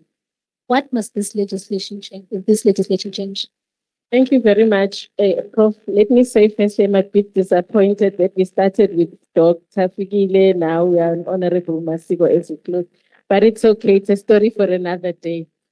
Prof, I have a shopping list there, but let me start with the less contentious one. I think it's important that as the legislature, in the manner in which we perform our oversight responsibility at a committee level, you find that most of the time we will engage with the APPs of the departments, which sometimes it does become a tick box exercise.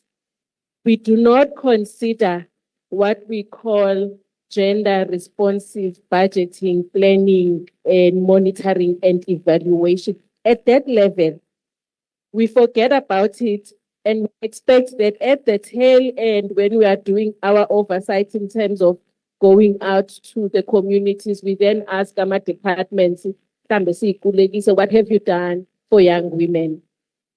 Forgetting that this APP passed through us, forgetting that the budget was passed by us, and at that stage, as the legislature, Speaker, we forgot that when we are applying the lens in terms of evaluating the APPs and the budget, we forgot about the gender responsive planning, because that is where the young women will be catered appropriately for. Now, let me move to, lastly, the more contentious one, if that is the correct word. Now, we ask ourselves, and time and again, we always speak about the representation of women in our legislatures. It does not start and finish there. Ikala back where we are coming from as politicians. Because when we get to the legislature, we get through our political parties. Masvula meso sizibuza ukuthi, where are the young women awekho? Where are women in general? There's few. Right. That's the first one. I'm saying it's contentious because anything with politics, is. But Tina as women, and not only as women, because we need to kill this thing that says that the struggle of women must be spoken for by women alone.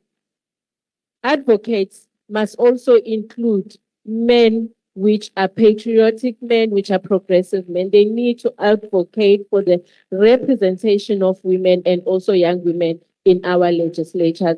And we need to self-introspect when it gets to that and go back to where we are coming from. Lastly, because we are closing, I want to quote my very, very, very favorite struggle stalwart, Charlotte McClegg, when she says that this work is not for yourself. Kill that spirit of self. So if I'm there as Ufigile, not young, but as a woman, and I'm there as a honorable Sticks, as a man, we need to kill that spirit of self, because angiyimele laphayan. Ngimele i-community yami enama demographics, enama vulnerable groups that also include young women. So we need to kill that spirit of self. And as you had said, Prof, when you rise, take someone with you. That is what Umamu Charlotte McClegg has said. So when we advocate, because anything that restricts us is that we're coming from political parties. And anything that is said by my political party, whether it's diminishing women, sometimes will go through. Angisaziboni ukuthi ngumuntu wesifazane. Angisaziboni that the struggle for women, I have a responsibility to take it forward. It's a contentious issue, but it needs us to introspect.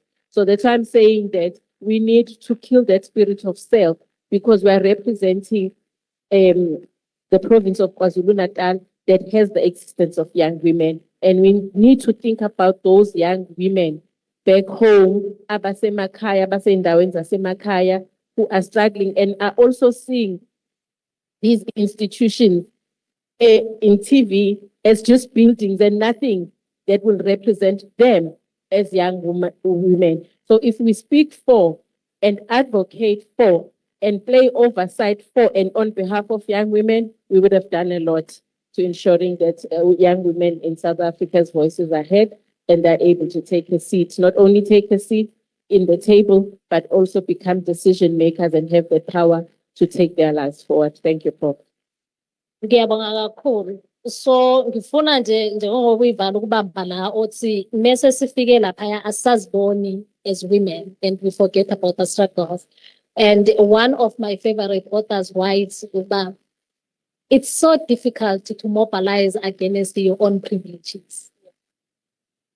So once you are not, before you are there, you're enjoying the privileges, it's easy to mobilize. But when you are now seated there and you have to mobilize against your own privilege, that's why we talk about patriarchal princesses and all of that. You must understand them from that perspective, that it's difficult to mobilize against your own privilege. But it also calls us to think about our leaders that we want to put up there to represent us. Because it does not translate that because there is a woman in a leadership position, therefore.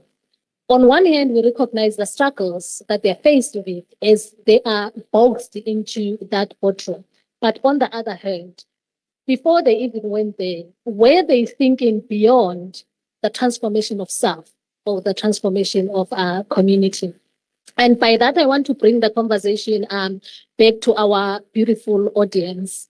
Says Mameli, this is really a panel, and I'm now inviting questions. Whether you're directing a question to one of the panel members or it's just a general question that you want the panel to take, I'll open up the floor.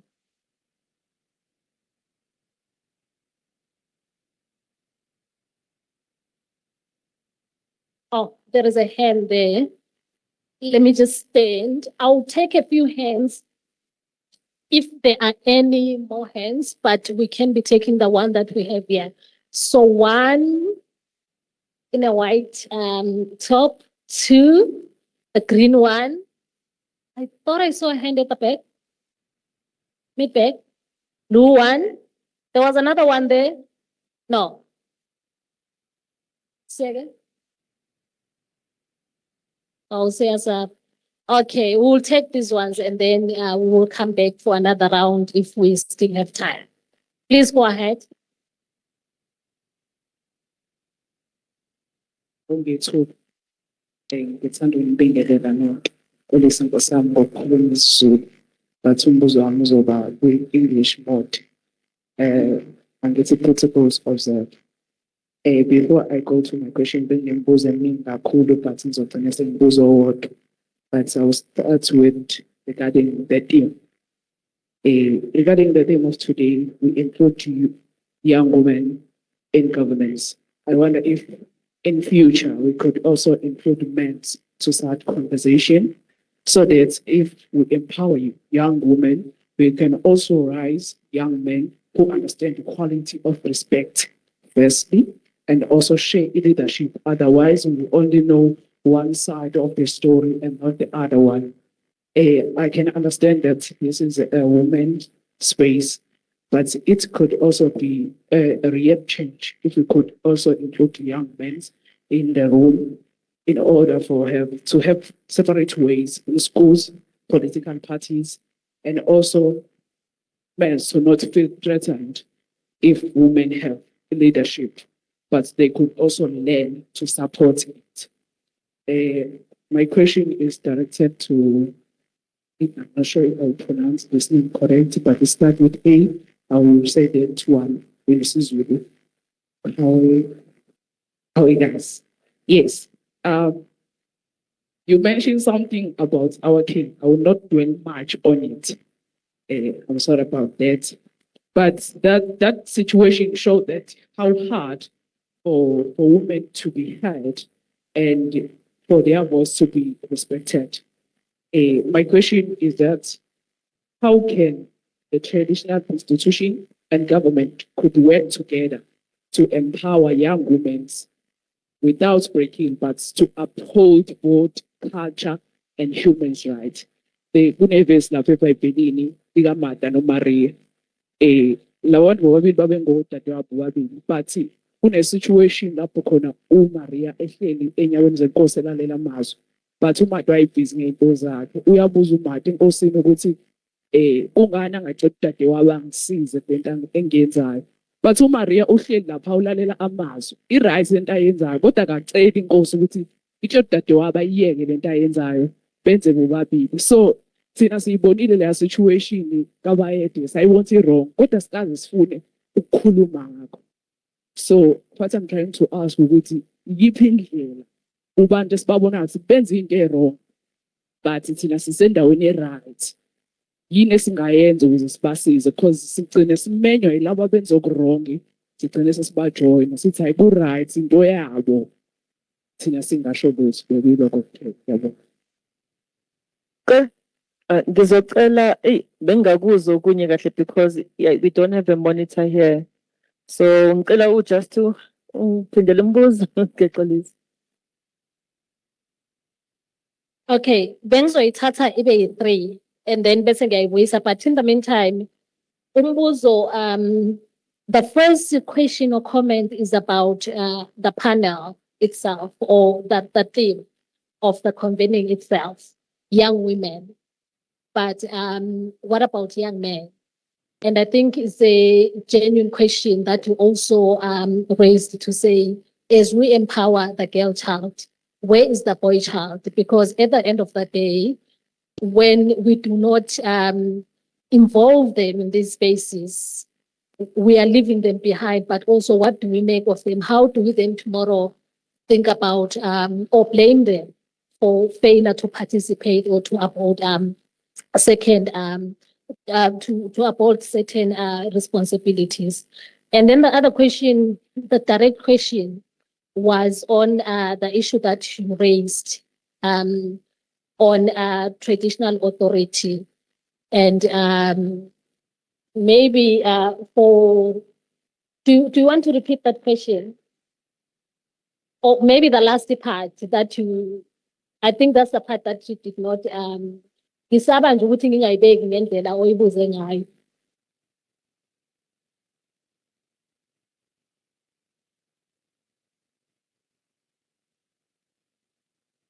Yes, just a direct question without elaborating. Zacela uthathe mic. Okay, it says, how can traditional institution and government could work together to empower young women while upholding both culture and human rights?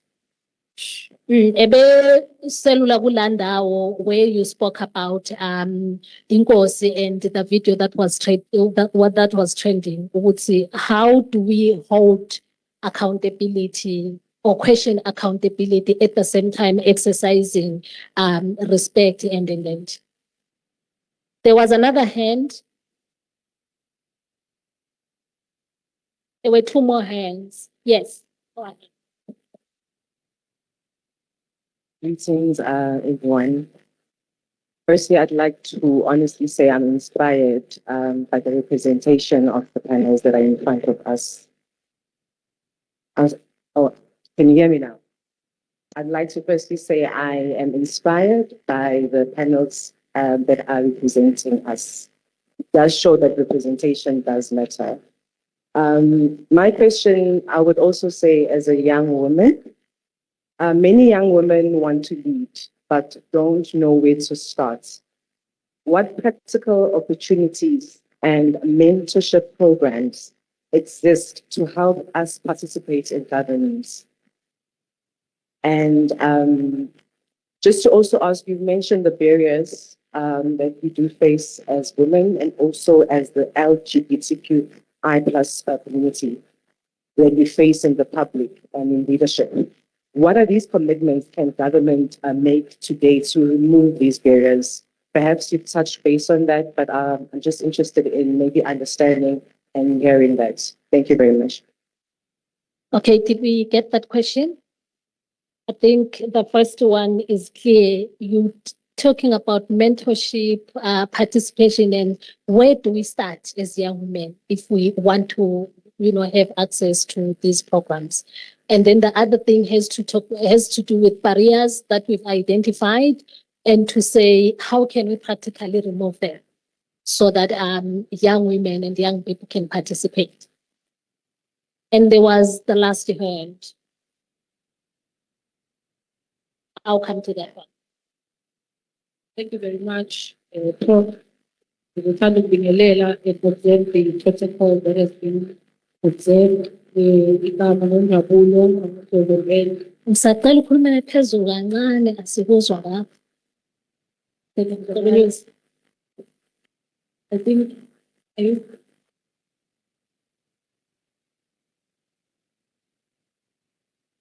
ngiyabonga ithuba, Prof. Ngithanda ukubingelela and stand on the protocol that has been observed. Igama uNonjabulo wakanzulu empenge. One would first like to appreciate umsebenzi we-legislature that is doing to accommodate all of us as abantu abasha KwaZulu-Natal, especially on this kind of platform where we are invited in order to participate and to be informed as we are going as young women navigating our ways in different aspects of life. I would like to first appreciate all the contributions by the panelists. They were true eye-openers because bebengakhulumi ngezinto ezingekho ku-society, bakhuluma ngezinto that we all know and we are witnesses of njengabantu abakhona in our different societies. Ngicabanga ukuthi us as women in leadership, women in business, women in politics, and women in governance hasn't done enough to uplift many more young women in disadvantaged areas, because this so wise to come in numbers in these institutions to make sure that what Honorable Masibo has said, that we do not want to fight for recognition now, but we need to be part of the decision making. So I think we have passed the stage where women should now fight for recognition, but rather where women organize themselves in one purpose and make sure that their weight stands and that what they believe in unit are needed in those institutions that they are part of. Ngicabanga ukuthi one thing we've been lacking for a very long time ukuthi sifike sithi noma sesimtholile udepute singakwazi ukwenza sure ukuthi in her we multiply more of ourselves, because kuzokwenzeka ukuthi in these strategic positions they were given bangatholi mentor ekahle because they are still bayancintisana nabantu besilisa. They still want to get rid of that small position of women or percentages futhi sesinayo. But thina as women ngiyacabanga ukuthi it is high time that we are now trying to find platforms where we mentor our women, where we make sure that we are in them. We are making sure that we are multiplying the number of women that are coming in Bagwanda, as well as we make sure that our goal as women is represented. For example, I think in government, in Ababantu besifazane who are doing very well.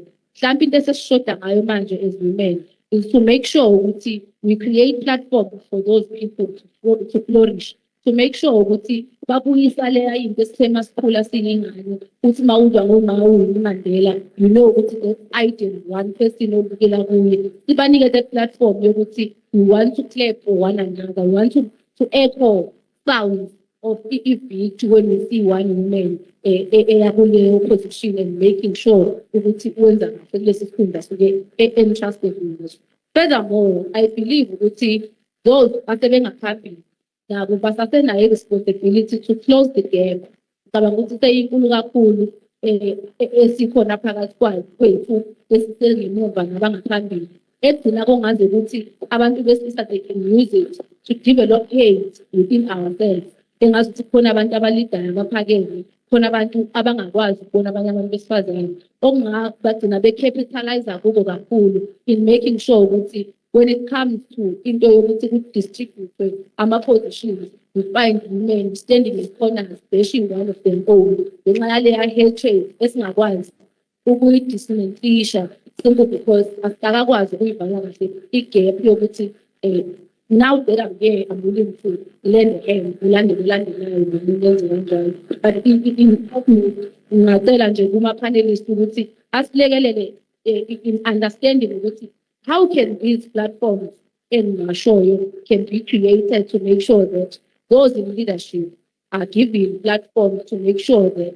nathi esingemuva we are inspired to see ukuthi kuyaphileka in those spaces, because I also know ukuthi they are also exposed to toxicity, to abuse in those positions that they're in. It's a space where they can bend, draw their strength to make sure ukuthi nabanye bayakhula within ama-political landscape, in government, or in any space of impilo nabo.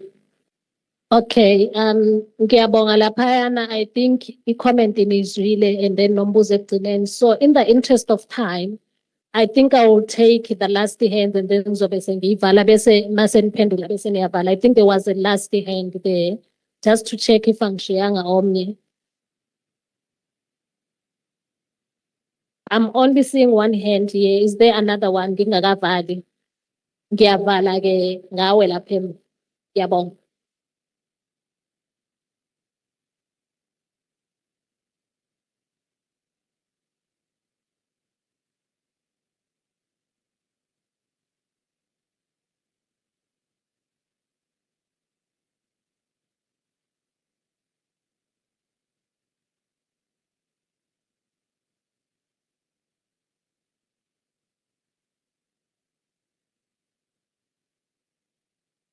Good day, everyone. My name is Bingarina Vinda, and I am a psychology student, a psychology honors student at UKDA, and the current level in FRC.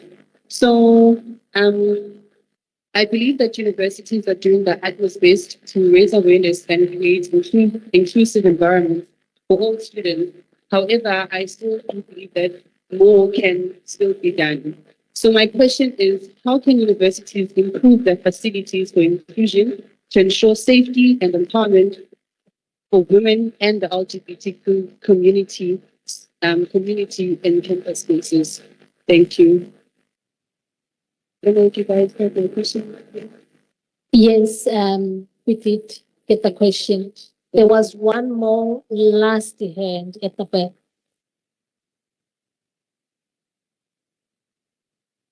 My name is Tikisa Madonda. I would like to throw a point that has been brought up by the panel and also throw in a question there.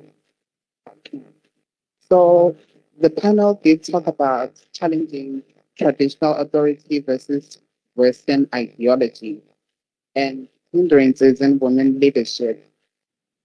Also killing the men's world notion. The point I'd like to throw out there is I think we all know the hindrance in women empowerment, and I don't know if maybe it's too much of a sensitive topic to talk about it because indlela esikhule ngayo sonke. Siyazi ukuthi mesikhula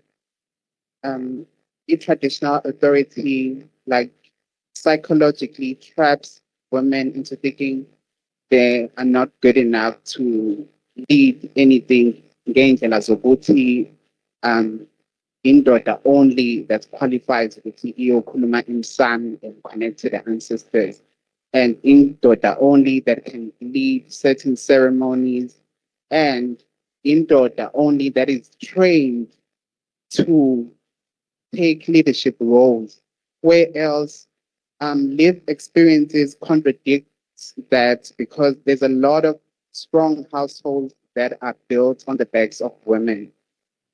So my question is, how do we unlearn all of that while still celebrating our traditions in a way that does not diminish women's authority.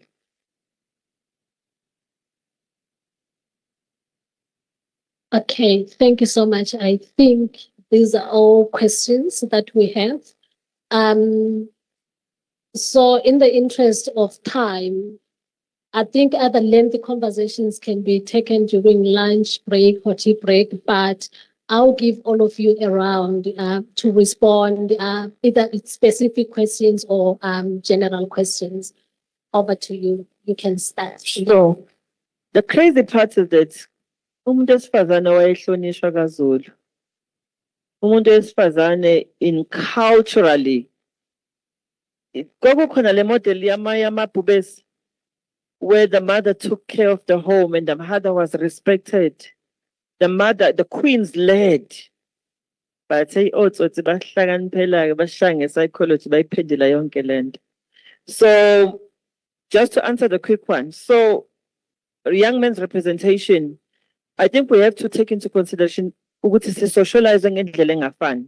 Right now, as we speak, there is another program that is happening that relates or is directly impacting men. And I think in the process of transformation, remember, we need to do a psychological and ideological shift.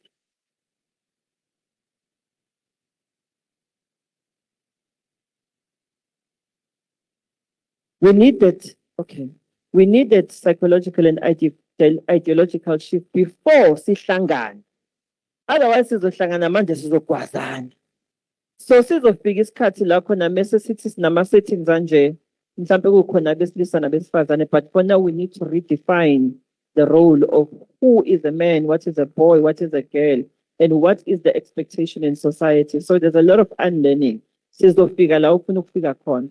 But in the meantime, we must also make sure that amanye abafana namadoda are actively participating in whatever is out there to ensure that by the time sesihlangana, sesifundisiwe ngalokhu safundisa ngalokhu tolerance level yethu, it's at a point where we understand ukuthi manje sesiyabuilda, break ama intergenerational traumas nama toxic patterns esiwafundile. We must also not undermine the role of a family system. Isiphelile family system. Oh baba bekho. Masibheka lana, most of us are raised by single parents. We cannot expect women to be unkulunkulu, umpheki webhodwe, umsebenzi, umzali, a psychologist. Nani madoda kusafanele hold each other accountable about the role that you are supposed to be playing. So as abafana kusafanele nihlale nje lento idinga omama kakhulu. Ukuthi singayifukamela amadodana wethu siwanikeze responsibility just like we are doing so a girl child. Because it then means that we are teaching them how to be better husbands as they grow up. Umuntu akakhuli umuntu mayekhula ukhula nento. That's why it's difficult to teach old dog new tricks. So kubalulekile ukuthi leyo nto siyiphelezele size sifike lapho. Siyabambisana siyadonsisana. Layer traditional ne culture.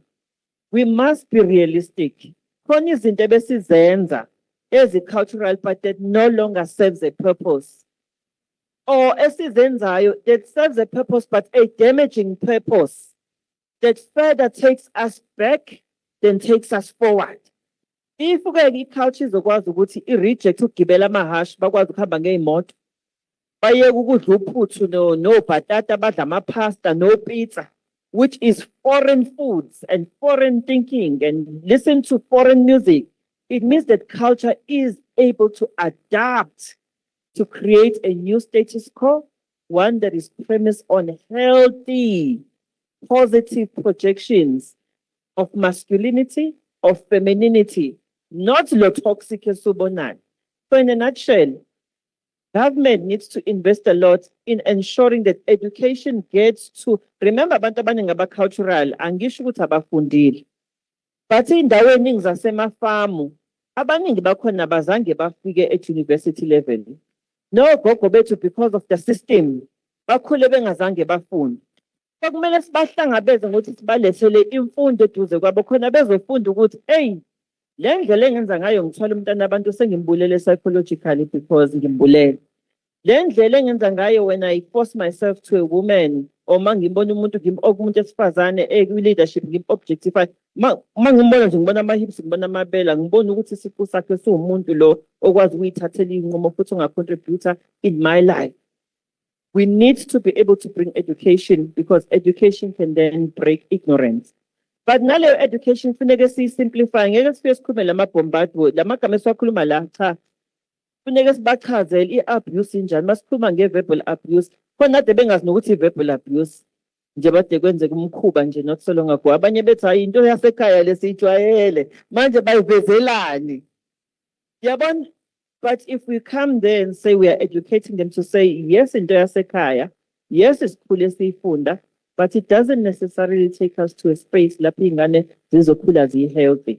Kunalokho ikhulisa inzondo, ikhulisa resentment, ingane zibe traumatized, and then let people be part of the decision-making process. So a stronger investment in decolonized education, so that decolonized education does not take away from the cultural nuances of what keeps us in our identity, but it elevates us to a space where we are able to adopt healthy patterns so that we can then integrate them. Lento nje about breaking intergenerational trauma.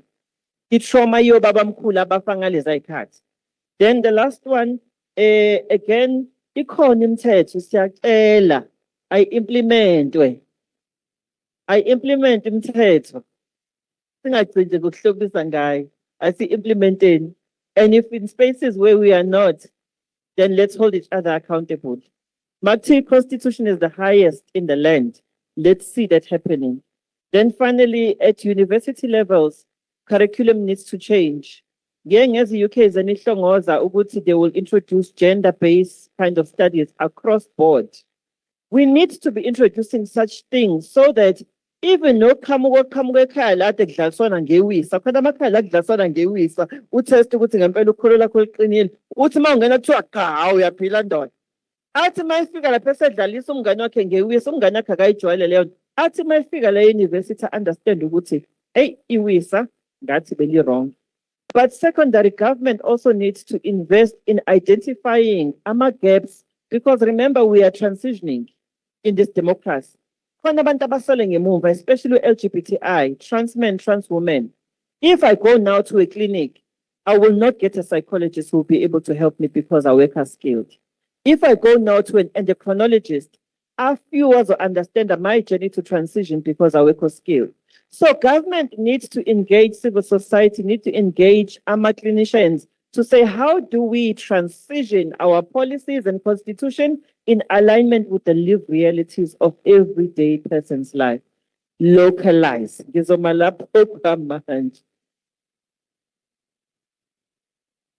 Sengizocela ke lapho honorable Masibo uyithi nje uyabona uprogram director uselana nje uyibambe ifike. Ngiyabonga kakhulu Prof. Isikhathi esincane speak. I'm not deputy speaker second, but Prof, I've got just 3 points and I won't elaborate on them. The first one, I picked up on the issue and I agree with it that the investment in the boy child is quite important. A couple of years back, the Department of Social Development together with the University of KwaZulu-Natal ran a colloquium on why men are angry. And part of the output was that we need to make more programs that will invest on the boy child. And as we know, the government has started, in fact, it started a couple of years back in Yambona Nanga, no Samke Kumalo Lapayana, but what is important to note is that even this month is Men's Month, and there are a number of programs that are running to further look into when we speak about moral regeneration. It includes the investment in men's program as well as the boy child. That's the first. The second one I want to speak to was relating to how is it that young women can come forward and how is it that we can make more participation on young women greater. For me, it's the issue of accessibility. That AMA programs need to be accessible. It cannot be that we are only seated around here, which is an urban area, but even in the rural areas, it must be that women in the rural areas are able to have easy access to these programs that government is always speaking about. But what is equally important, Nat, is that young women, when given an opportunity, need to step forward. When you get to university, you need to participate in programs that are created, and even NP. The NPO sector has a lot of opportunities as well as developmental programs for young women. The last one is on the issue of universities. I think our universities have a far greater responsibility of not only creating graduates, but also ethical and responsible leaders. And this is done through investment that they are making in programs that capacitate young women, including leadership development programs. I must agree that, and we must welcome it, and we must see it replicating into other universities, that the first year students in the University of KwaZulu-Natal all get taken through a course that speaks on gender equality, the protection of, as well as protection of women, let me put it like that. Male and both female students within the University of KwaZulu-Natal are taken through that as an entry-level course. But then that must be replicated throughout the universities in South Africa, because for me it's good practice. Thank you. Ngiyabonga kakhulu ungakusayindlulisa-ke imayikhi lana kudokotela senisikhulumele sonke uzusishayise ngo-program director bandla.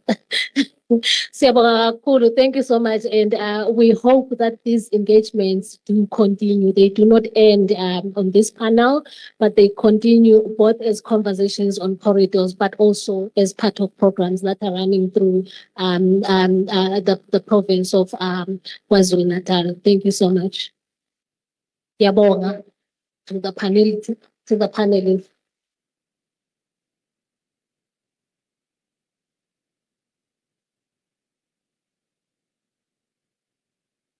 Thank you so much. Can we do our clap for our panelists? Halala, halala, halala. Thank you so much. I know this is a long session. It was an important session, and I think Utsitsi Dinga speaker more time to be able to ventilate these issues. I find it very interesting when we were talking about the gender studies. I remember as a UKZN, all of us, when we came into social sciences, Safunda, Indocti, RMSS, all of us in first year had to go study research methods in social sciences. So if that could happen where all of us had to come in when we were doing social sciences, had to do that, even didn't matter Uguti what you were studying, you had to do that. And I think taking that away is important, and we can take it to the highest levels of government, that needs to be integrated into our universities. We must move on to the next session, which is a little bit of a creative music session, just to get some of our juices flowing over the Pansi. I would like to invite campus artist NPO to come and do a poem for us. And tell us, Zandra, please.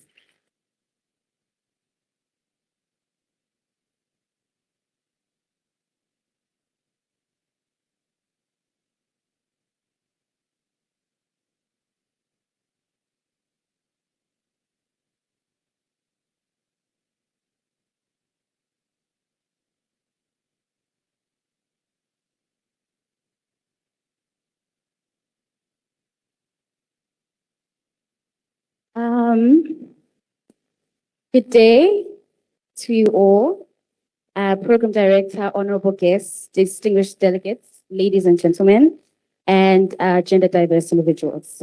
My name is Prosperity, and I'm with my colleague Ongetiwan. We are proud representatives of Campus Artists, a registered NPO that provides talented students with a platform to freely express themselves and let their gifts shine. In keeping to today's theme, advancing inclusive democracy, empowering young women, LGBTQIA+ voices in governance, we invite you to join us for a musical and poetic reflection on resilience, hope, and the journey of overcoming struggle.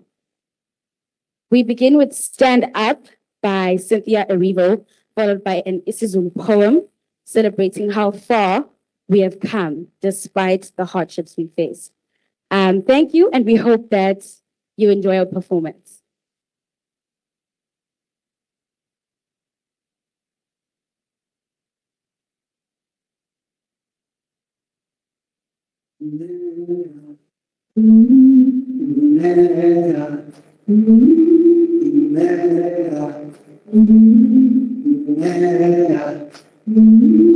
I've been walking with my face turned to the sun.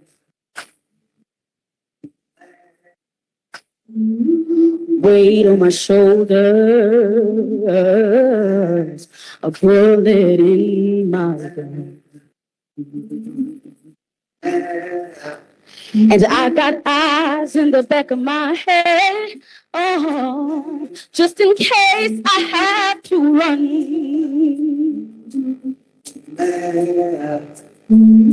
I do what I can when I can, while I can for my people. While the clouds are black and the stars fill the night, that's when I'm gonna stand up. Take my people with me. Together we are going to a brand new home. Far across the river, do you hear freedom calling? Calling me to answer. Gonna keep on keeping on. I can feel it in my blood. Kwenzeke konke ebekumele kwenzeke ukuze sifike lapha. Sigula sisilapha.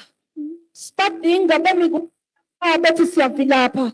Sihlatshwa neva simanaphanapha besihleka. Uma sikhala behlela ngezansi behlela. Itulo lokusiketula sihamba nje. Ameva khona la. Uyakhumbula? Kungekho kulungayo endleleni entanga besala thina sisaba ukufica ubusa sisala singasalali silokho sihambile singafile silambile ontanga bedlala ingathi thina sidlala indlala sesiyasina ngezigaba oqheqhezela usewumpetha sihamba nje abeva khona la sisaba sazona izikuni zimanzi sisabukuma musukuma ilanga kuzokugabisela ngonini mase licisha ukukhanya izinkinga zibaningi vele uma sekuzoshona ilanga zibana abahlekayo sihamba nje ameva khona la uyakhumbula ukuthi thina sikhule ngokuhlukile ameva siqala sisakhasa sesukuma izandla zethu zinezibazi sisaba nokuphatha izinhliziyo zenu izandla zethu zinegazi angithi sabekezela noma kungasamele endleleni siloko siphokophele ethembeni sibambelele sihamba nje ameva khona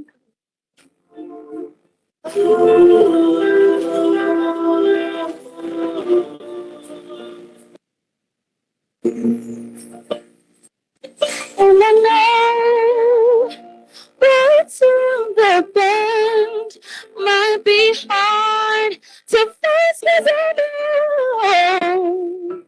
And I'm just like that, but knows I try.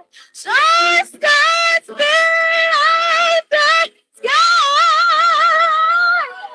Stand up and take my people with me. Together we are going to a brand new home. Far across the river, do you hear freedom calling? It's calling me to answer. Gonna keep on keeping on.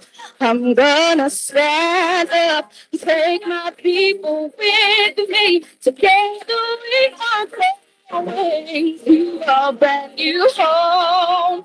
Far across the river, you hear freedom calling, calling me to answer. Gonna keep on keeping on.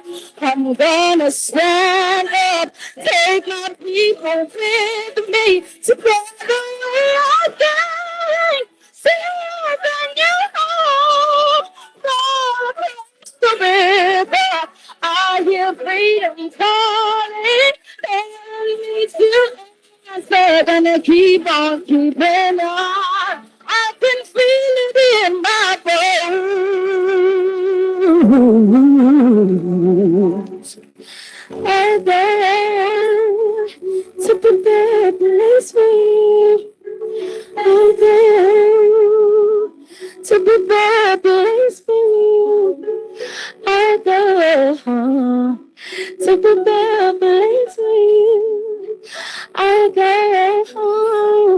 to prepare a place for you.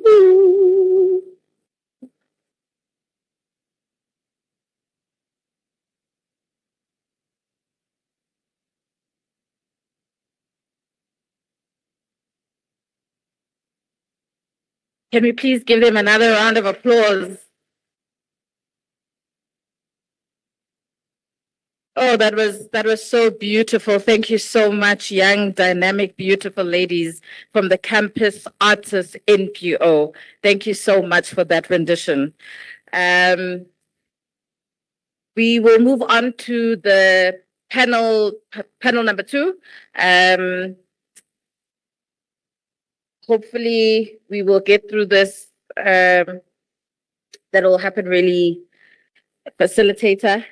I know we don't have a lot of time, and I do not like to, as I say, stifle debate, but we are running short of time.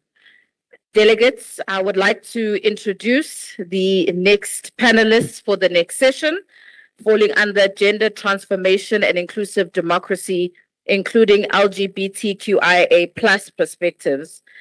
It is my absolute pleasure to welcome Honorable Mapaseka Steve Leseka, the Deputy Minister in the Presidency for Women, Youth and Persons with Disabilities. Honorable Leseka is a prominent South African human rights. Oh, must I just, but it's important. Can you please give him a round of applause? I would like to also then welcome onto stage Honorable Sakile Mngadi, who's a member of the KZN Legislature, one of the youngest members, a member of the Dawn Rainbow Network. And then let me leave it there because it says he's in there. Can we give him a round of applause? And then also lastly, I'd like to welcome Ms. Sazi Jali, who's the founder and director of Trans Hope, and the first trans lead and specific organization within the province of KwaZulu-Natal. Can we give her a round of applause, please? Facilitator, I now then hand over to you to take us to the session. Thank you.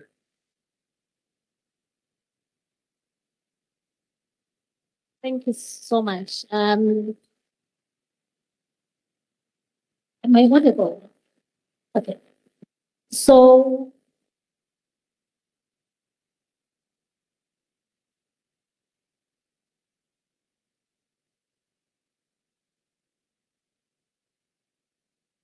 okay.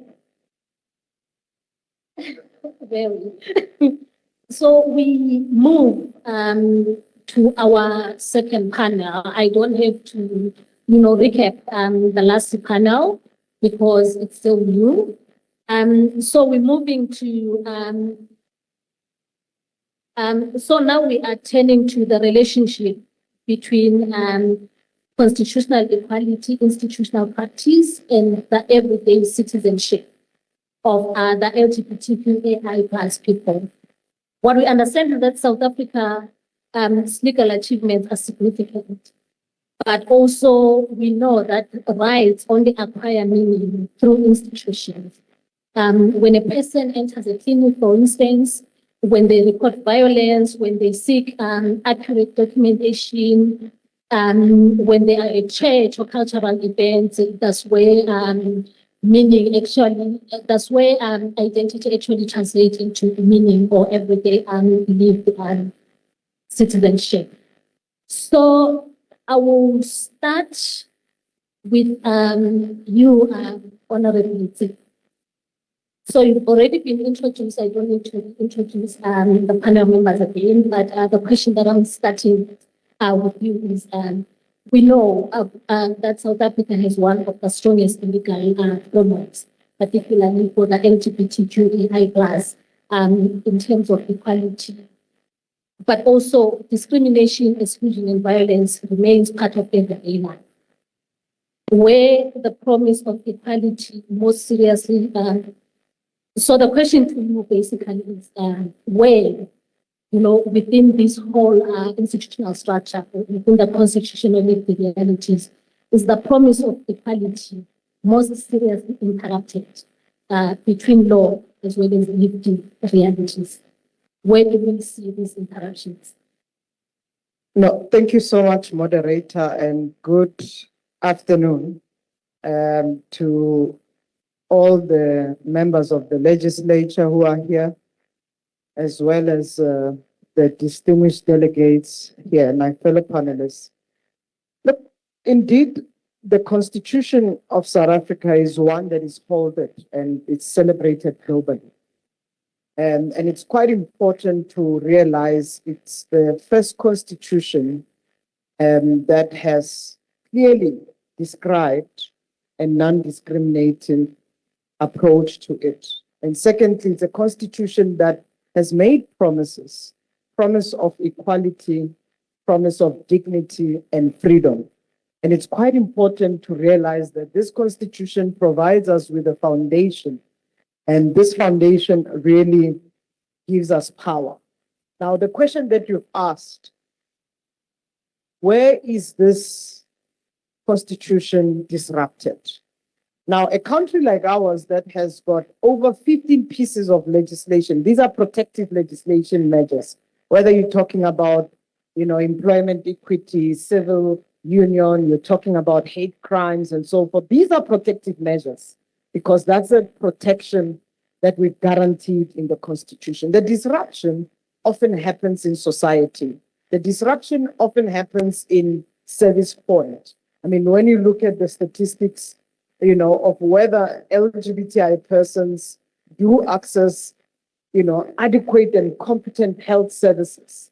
There was a levels of empowerment study that was done in KwaZulu-Natal, Gauteng, Western Cape, and so forth. That revealed 21% of LGBTI people still experience discrimination when accessing health services. Then you also speak about schools here where you're experiencing bullying, where you experience challenges of stigma and discrimination that exist. Society again, you're looking at society that is influenced by social institutions, tradition, and religion plays a significant role. But you cannot deny rights because the Constitution and even international human rights laws are already saying everybody is entitled to rights just by virtue of being human. So there is that element where individuals take away the rights of others. And there's also that element of whether individuals, in this case of LGBTI, whether fully exercises, understand their rights and obligation.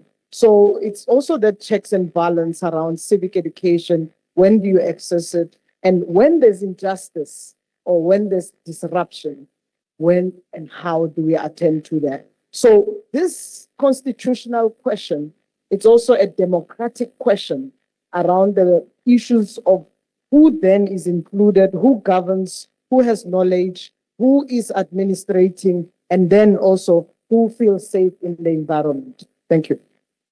Thank you so much for that. And I take away the bigger part of the fact that other people feel entitled to take other people's rights. And we find ourselves in a space whereby people are deciding which rights matter and which ones do not. And I don't think, as much as the Constitution addresses that, I don't think the realities have gotten there, and which is the other challenge, the struggle that we wake up to fight every day. As I move to you, Honorable Martin, we do occupy several relevant positions.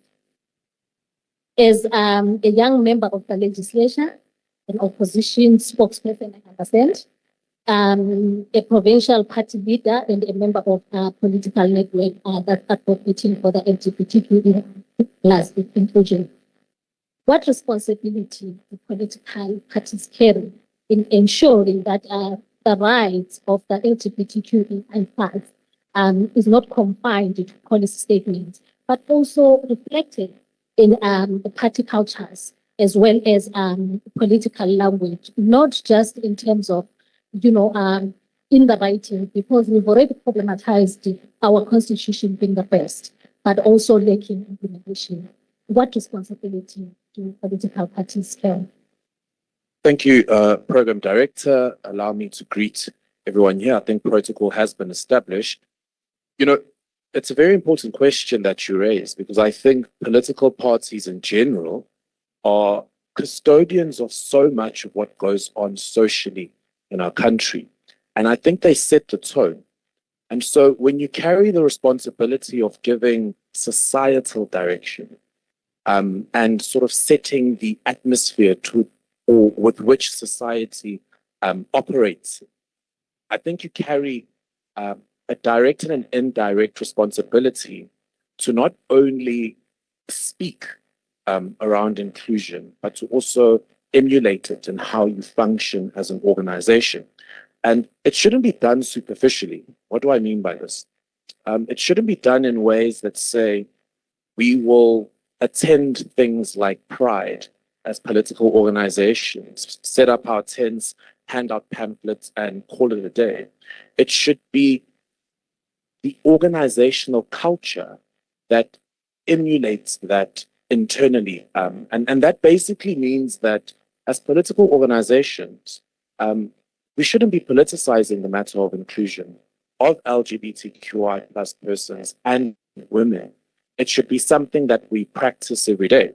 I'll speak to my own organization, and I'm very well aware that I do not have the privileges of the podium, but in these kinds of discussions, I think it's pertinent that we are honest and that we are truthful to the subject matter. You know, we have political organizations that will feign or fake or convenience support to the community. Particularly as we are heading into the elections, you'll see them. They'll have their posters, they'll have their graphics, they'll do a video or two, an advert or two. But in the 5 years in between, they're nowhere to be found. When Black lesbians are unalived in our townships, they're not in the court cases, they're not calling for justice, they're largely quiet. When senior political figures are implicated in wrongdoing, particularly against women or the LGBT community, a lot of the time political parties are absent.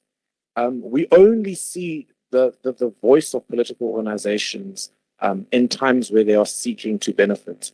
And we see it internally as well. How many political organizations can proudly say that they have representation of LGBTQI individuals within their leadership structures? How many organizations actively deploy LGBT individuals in office or staff positions? These are important questions because the culture of what happens internally in political organizations is what society generally takes a cue from. And when our political parties are seen as harborers or protectors of a lot of the violence and the injustice and the inclusivity, or the exclusivity rather, that we see, society takes that cue and acts and responds accordingly. So I think as political organizations, it's very important that we unlearn some of what is happening and what we see in society, but that we also, within ourselves, as political organization, espouse the values that the Constitution so rightfully highlights around inclusivity, around the protections of LGBTQI plus individuals. And maybe to close on that question as I bring it home, it's also important that as political figures, when we see individuals saying things in public, that we are vocal in condemning things like hate speech. I mean, recently we had seen figures like Abongizwe saying all kinds of atrocities, all kinds of violent statements. But I can count, even in this legislature, on my one hand, how many MPLs were vocal in condemning him for what he said. Because obviously, maybe they are scared that the individual has a large following, so they are scared of the consequences of what that means to them politically and within their political capital. I don't know. But I think there's a conversation that must be had that when people elect us into these offices, when people elect us into these positions, and vulnerable groups are at risk of being attacked, how do we as political leaders show up for those vulnerable groups in times of crisis? Thank you. Thank you so much for that. And I take your point on the issue of representation, which is very key, and it has been running through and through. And for the longest time, we've had women saying, you need to put women in leadership positions so that a young girl can see themselves through another woman who's leading to say it's possible. We do the same with Black men, saying we learn from the Black men in leadership, and then we can say we can be today. But that is not translated to the same narrative, especially for the LGBT community. We haven't, touched on that debate at all to say how do a young trans woman growing up, seeing another one leading there, we can safely say, put them in positions so that they can see themselves and believe that they can lead, especially in such a homophobic society as South Africa, because we must admit that we are a homophobic society.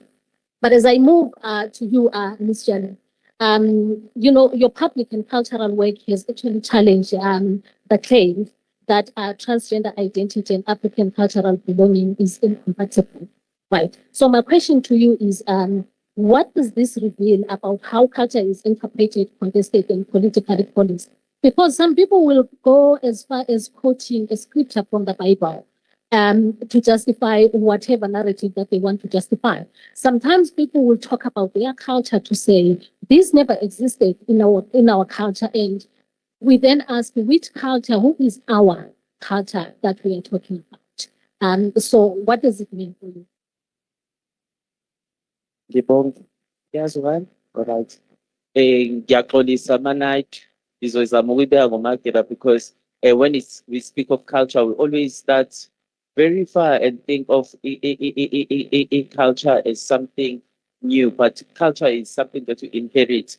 Umfundisi uMapule normally says esigodlweni sey'ndlovukazi, something they call the inheritors of being indlovukazi, meaning ukuthi bazowamkela i-culture yey'ndlovukazi. So culture is something that is being created, and that is a norm, and that could be still changed, and that can adapt in certain things. So the reason why it's important ukukhuluma ngesiZulu le, it's because it sits well into ukukhuluma ngolimi lakho. I'm one of the persons who always question a culture and a religion. For a longest time, I identified as a reborn again Christian, and I think the culture I've left it behind, but because of the voices that have been said before of saying people like me never existed before, I would then go and question myself of saying where I'm coming from because of language. Whenever we speak of transgender person in our native language, we do not have a term that we could use. But whenever whenever I speak of a transgender woman, they will say ugogo na 6, they will say ngasekhaya I grew up having usibanibani egqoka amaphinifa, but we didn't understand ukuthi kwakwenzakalani. We didn't know. So this doesn't start with us. Ayiqali ngisho nasemaphinifeni mhlawumbe, it goes way beyond that, but it's just because it was never documented. Because whenever we look at our own culture, especially Tina la KwaZulu, it wasn't written by us. It was written by abantu with the fair skin, abakhuluma isilungu, bazositescribe ukuthi thina, how did we exist? Even within all these things esiyilwelayo of pronouns and everything, it's not ours. Yini ushinge isiZulu, there's nothing ongayisebenzisi. But because abelungu bafika with a culture yokuthi, how do we break these people? But introduce boxes, and these boxes are the ones that are separated. I'll share a little bit of my journey. Last year, I went to Mhlange for the first time, and one of the things I said I could be visible there was saying I would wear my trans flag so that anyone could see ukuthi being trans doesn't make you less of a woman. Because every time when we think of a transgender person, we think of a person who's less of a woman, but being trans is simply being a woman. Maybe to actually put on a concept of what is happening in South Africa. When Trump took away funding to actually start advocating for transgender diverse persons, it hit us very hard because standing out and saying we do not belong, because that's how they feel, because they now see that the people who are supporting us abasekho. That's why everybody, even Aluta when was here, was saying we need economic freedom because we have now political freedom, but even within the political freedom, we have still less leaders in front of us. Sinabo Sakile, Sinabo Martin, we can name the hand few that are still standing there, but as Nabo, Sinabantu who are queer, who are very old, who can tell you the struggle before even legalized, because we have been legalized since 2006 ukuthi singashadana singenza ukuthi 2003 we said ukuthi singakwazi ukushintsha amashade amakhasi ethu, but kunabantu who have been queer even before that and who have lived experiences, and but there's nothing ekhona tangible. I think ibuyisane nakuthina la as queer persons abakhona in this room ukuthi what are we doing about that? Ukuthi how are we documenting our stories? How are we writing our stories so that the next generation will not fall on what we are falling into today? Thank you so much on that. And I want to pick up on that conversation around, you've just historicized, the struggle for identity in terms of the LGBTQ community. And you are talking about the importance of documenting. And sometimes people will hide behind the fact that what does it mean in isiZulu, or what does it mean in isiXhosa? And this is sadly, this is the work that is being pushed, on individual communities as separate as they are, to say, deal with it, to educate us. But I feel like it's unfair to constantly demand that you are educated about someone's rights, because these are human rights, first and foremost, before we move into anything. But moving further, Honorable Lgbtqia, you're a leader in your own right, and you have led in different spaces. And today I just want to ask you, what changes when an activist enters government? Where have LGBTQIA+ demands been successfully institutionalized?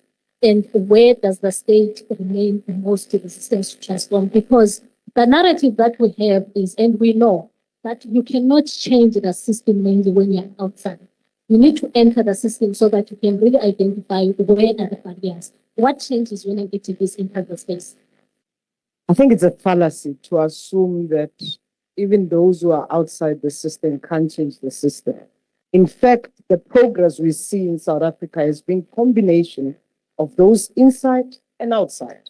And I want us to have a sense of appreciation of that, because even just negotiating, the constitution, it was combined efforts. Even the policies and the legislations we see, it was combined efforts. So the system that we're calling for and that we want, when you say government must be efficient, must service, must allocate resources, must implement. So I don't want to deal with the fallacy around that. It's now there was a question that was asked earlier about the role of legislators or those in the legislative arm, because whether even myself, ordinarily as a member of parliament, but also deployed or appointed in the executive, there is, of course, separation of power.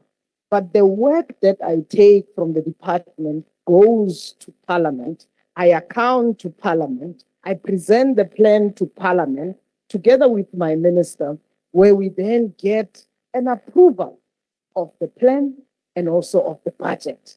Yes, of course, within the executive then, it's whether those resources are available and whether we discharge the responsibility. But discharging the responsibility then lies with every person in the system. Sometimes you look at, the political principle and you think, they are all answers. It's not. There are people who are working within the system, the directors, the deputy director general, including the person who's running admin and so forth. Now, when we then say what changes when an activist, everybody's an activist in their own right. And we shouldn't take away whether we have what we call, President Ramaphosa always says, we need an activist government.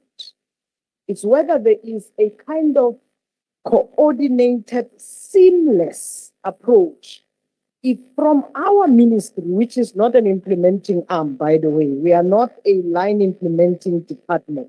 So no resource allocations that will go into direct service delivery. Our responsibility as policy is to define it that every government department must do its job. Are you meeting the targets set? If President Ramaphosa has pronounced procurement public policy that must be accessible to women, youth, disability. He pronounced in 2020 saying the public purse shall be accessed by women-led enterprises. 40% must go towards women-led enterprises. 30% must go to youth-led enterprises. 7% must go to persons with disability-led enterprises.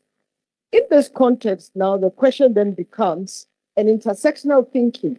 If you are a young woman and a person with disability, doesn't mean you have to be stuck only into that set. You cannot access those public procurement purse, but just from an intersectional point of view. So my point here is that activists must exist in and outside the system. That's number one. Number two is that your role and your approach must still be transformative for that matter. We should be concerned here in KwaZulu-Natal, where we've seen progress, but we've also seen regression. We must accept that. If you talk about members of legislature here, at some point in 2021, we had over 44% representation. We dropped. Now, that's a fundamental question. We brought young women here who are agile, who are committed, who are excited about the province they live in, but who are also ready to contribute. We've brought LGBTI persons. But right now, given what Sazi is saying, given what Honorable Member is saying, we seem now to open a box of renegotiating rights that were long secured. We shouldn't think that. We cannot be talking sexism. We cannot be talking exclusion without thinking we're actually demanding implementation. So this is then what we then had to agree to say, we've long agreed on these rights. So they are non-negotiable. It's our duty, whether in parliament or in legislature, whether in government or whether in communities where these rights are secured. And this is where also justice plays a role. Because even then, those rights are not absolute. So often we have to then speak about where justice is. So the question then becomes, shouldn't it be our responsibility as activists in and outside the system to continue on the justice course, course correction course, but also speed up the responsibility we have towards people?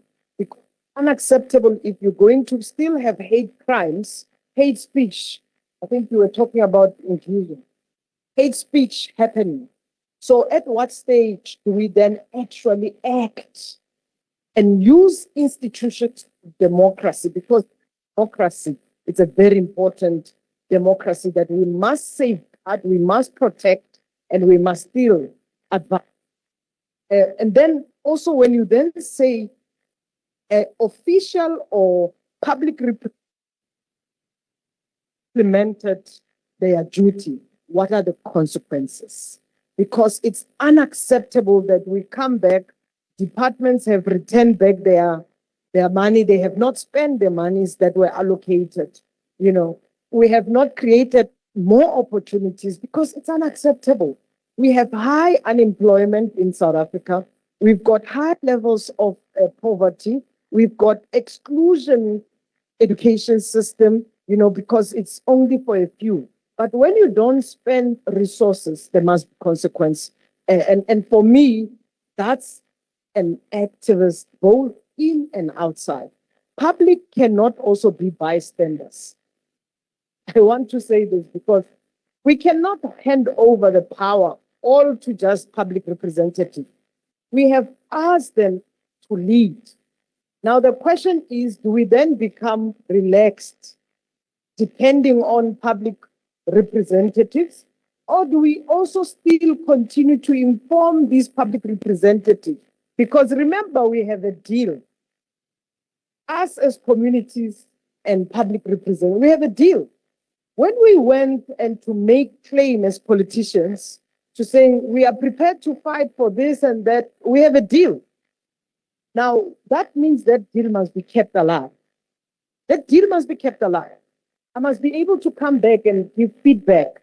I must be able to come back and get information, evidence, and so forth. And this is why we must be clear that the state cannot do this alone. Legislator cannot do this alone, and neither can the public do this alone. There are institutions that feeds evidence for the status, also evidence for progress. And that's important to look at how do we then continue with the activist government that should always be changing the daily realities of people. Thank you so much, Honorable Lgbtqia. I take 2 points out of everything that is important that we've already said. I want to pick up on the regression of the hard-earned democracy and the hard-earned rights actually globally as we see the resurgence of right-wing politics, cutting across the globe, and we are experiencing that in South Africa, and rightfully so. We cannot be talking about things that have been fought for already and been gained, institutionalized to be still fighting about them today. But also the second issue is talking about the role of civil society, the role of the masses. I always say a country where civil society loses its voice, it's a dead country because we would have lost democracy. And if you see most struggles that we won, if you follow all the climate change, meetings, it's not only people who are negotiating inside, but there are pressure groups outside who are seated there. If you follow the politics of Liberia, it was women who were seated outside, of the negotiations, who strived to say the leaders must go back to the negotiation table. So yes, very important to say we all have a party to play, we all have a role to play, and we cannot outsource our citizenship right, to the people who are living in this environment. And taking the conversation from there, sometimes we sit with people here in South Africa who take advantage of seniority, and they say, we fought for this democracy, we've ended it. As a young person, what is your understanding in particular, in the relationship between generational leadership and more inclusive approaches to gender and sexuality? Do you feel like, that gap, there is a difference in terms of understanding, issues of gender, issues of identity, issues of sexuality, and how does that then translate into some of the priorities that are pushed at the legislation level? That's a good question. I think day in and day out as young people, you'll enter the political space and you'll find ikhehla ugogo okade wafika laphaya. And when you try and engage them on progressive, alternatives of how you do things or how to say things, just the basics of getting someone's pronouns correct. They'll say things like, "Oh, I sifikele woke gang," or just fight the attempt to condition them in unlearning some of the learned behaviors. It becomes very difficult to operate in that space. But just generally, as young people, getting access into decision-making spaces is hard because you have people that are older and are assumed to be more knowledgeable, dictating what happens day in and day out, and perhaps not having the updated or the correct mechanisms and ways in which things need to be done. But I also maybe want to say that I don't take, as one of the youngest members of the legislature, I don't take my responsibility and the duty that I have to continuously fight, to continuously engage, to continuously try to create spaces where unlearning takes place. I don't take that responsibility lightly. There's always this thing where, at least internally in my political organization, where they'd say, we're giving young people a platform to access these spaces, but oftentimes it seems like it's wasted. Individuals become backbenchers and so on and so forth. And so when I was elected in 2024, I said, you know, I can't let that be the identity of my contribution in this 5-year term. And so it's up to us as young people, as minorities, members of the LGBTQ in these spaces to actively take up space and actively fight to create conditions where unlearning, even in the chamber, takes place. You always find gatekeepers. It's always going to be a place that is difficult to access, but when you have a foot in the door, it's important that you use that opportunity to create those conversations. Perhaps maybe going into how we then put to the general public and young people in public those conversations, the importance of how those conversations take place. When we as elected individuals that are young and that maybe are queer, if we are quiet, like I said in the beginning, society will take that cue as well. And so we must never, ever diminish or undermine the importance of being in the positions that we are in and the amount of influence that those positions have. Because, like I said, we set the tone that society takes its cue from. And it is very important that as young people, you take up space and you cement yourself. And if you do that day in and day out, I think we move the needle closer to the inclusive society that we all want to see. Thank you so much. Mr. Talking about taking up space. I mean, you do the work already and you know what is out there already. But also there are other institutional practices that we cannot simply transform. You know, some of them we can push and push, but some of them, it feels like we just need to dismantle them and then rebuild, which is the whole exercise of unlearning and then relearning something new. But talking about these institutional practices that you have observed along the way, which ones do you think are so violent, so much that this one cannot be saved? Let's just dismantle it and rethink it into thinking.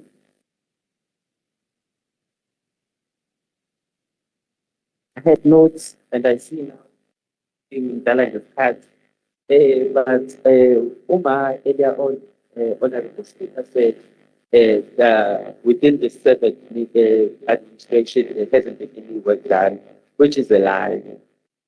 She stood in front of us and lied because in 2014, we hosted either office with the legislature, with the office of the speaker, whereby we were now talking about the hate crime that is keep on rising within the province of KwaZulu-Natal.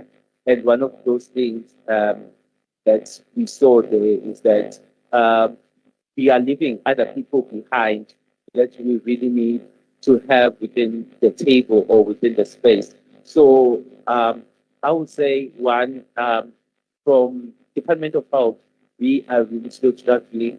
And today I was even sharing with you, Aluta, when we were coming here, saying, hey, I'm going to be pushing my mandate of having a legislature to push in the position paper because through diversity collusion, we have a cluster of gender happening health care, whereby it's led by gender dynamics because funding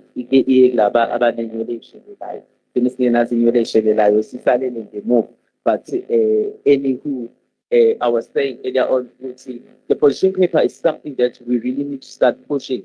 KZN was the first province symposium to LGBTQIA plus community. I remember in 2019,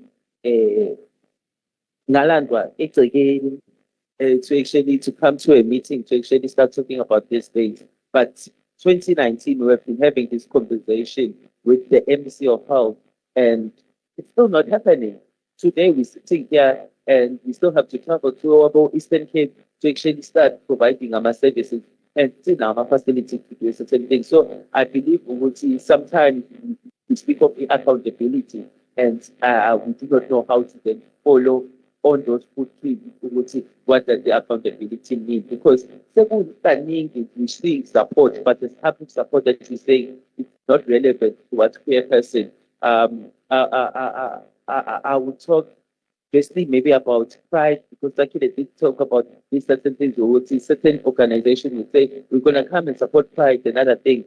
But even within that space, there is no accountability of saying, what type of support are you bringing towards this community? Because even till today, if we spoke about rates, it's very hard. We are sitting with people with degrees and masters who are staying at home just because they're queer. I'm one of those persons who even took a stand of saying, let me just go back and open my own organization, which would start talking about these particular things, because because one thing it would also come up, and that becomes the political power that they provide towards the queer community of saying, now we were saying we can accommodate you, but where are you gonna feel safe to come? And then now it becomes the topic, and now leave alone but now we are looking at who's to come up, and then people are. So I think there is still so much that needs to be done, and I think we must go back towards that formative when the symposium started, where we said all districts would come and say this has been happening in my district, and government or clinic facilities not providing prep towards queer persons, not providing lubrication. We do not have jobs, we do not have, so that we can put them accountable, because now it's that time. For elections for our own persons in our dinet. And it's so sad because last time, but this time around, I'm not seeing any movement of queer persons of shade. So with nothing, we can occupy space and take up space. And it's very much said, we need people who start and become because we learn from seeing, and without seeing another person like you, I always joke about this. Go my first, I'll become the first person to do certain things because I am the first trans woman to do this. I'm the first trans woman to do that. But I'm not the only trans woman. There are so many trans women but we are not giving them space. While you are holding the mic in closing, what is one thing that we want to see as part of transformation that the KZN legislation should do?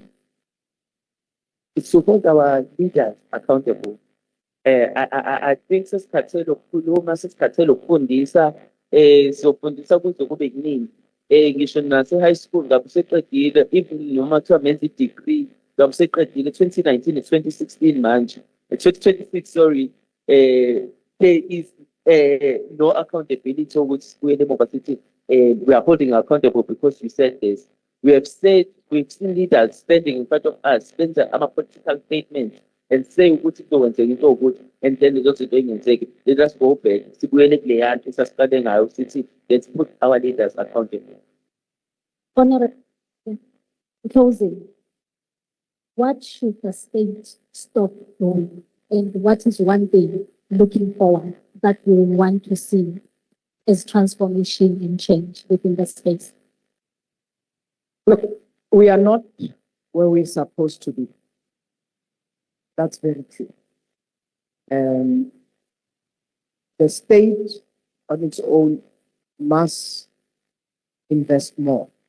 There's already allocation of resources, but we know these allocations still remains unequal. Other provinces have advanced in terms of investment from social development, economic development, and so forth. Others have not. And that's the observation that we have. We need more investment. But at the same time, we must never stop to raise awareness. The other foundation released a report, and I think they've done it together with Human Science Research Council, that is already telling us that perceptions are changing, attitudes are changing. But that's not enough, because when a young LGBTI person goes to school or to a clinic and they still face discrimination, there must be consequences. So we must never put away the consequence as an exercise for another day. It must be now for us to actually implement or test in reality democracy. And, so I think for me, it's quite important that we do that. But I'm still saying that the work that the National Task Team does has shown progress. We're talking about cases that we've seen.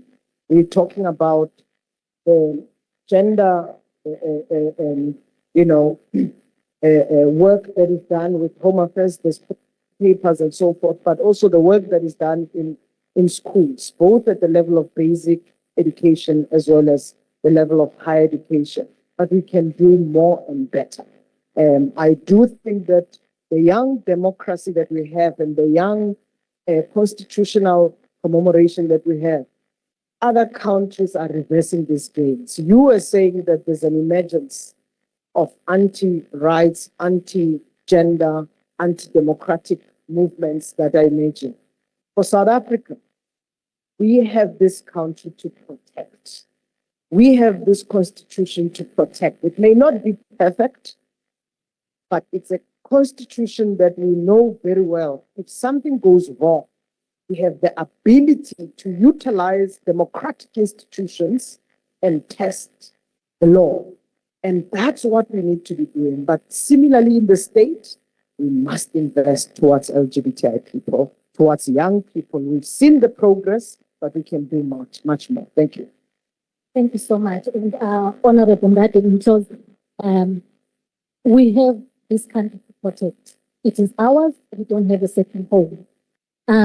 What should the legislatures and political parties change in their own institutional culture and oversight practices?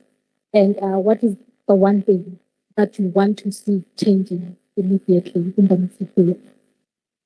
Thank you for that. I think it's important to take the cue from the Honorable DM and Sazi in saying that there's nothing wrong with our country that can't be fixed by everything that is right with our country. And what that essentially means is that while there are challenges, there are frameworks and there are institutions that exist that empower us to be able to effect the kind of change that we want to see. And that's very important. What that also means is that we can never find ourselves in a situation where people decide that because there is a frustration with how government is doing things, let me take the law into my own hands to sort of effect a kind of change. Internally, within the institutions and political organizations, I think accountability remains the central focus point here, and consequence management. When we go on these oversights, and going on oversights as to your speaker, and then you generate these reports, they're tabled, we can see the problems, but because there's no consequence management, because there's no accountability, very little is changing. And people are then further emboldened to continue doing the wrongs that we see, because they know that at the end of the day, really, there's very little that's going to happen to them. But it doesn't only stop there, and that's just maybe my closing point. Recently, we've all seen what's been going on social media, just, I think, an extension of the polarization of just the general global space in politics and even in our country. Because this is a symposium that speaks to women specifically and the LGBTI community, I want to speak to the women and say, especially because in Gibona, there's a lot of Black women in the audience. You cannot be a young or older Black woman in South Africa and be homophobic. You cannot be Black and female in this country and be homophobic. It does not make sense.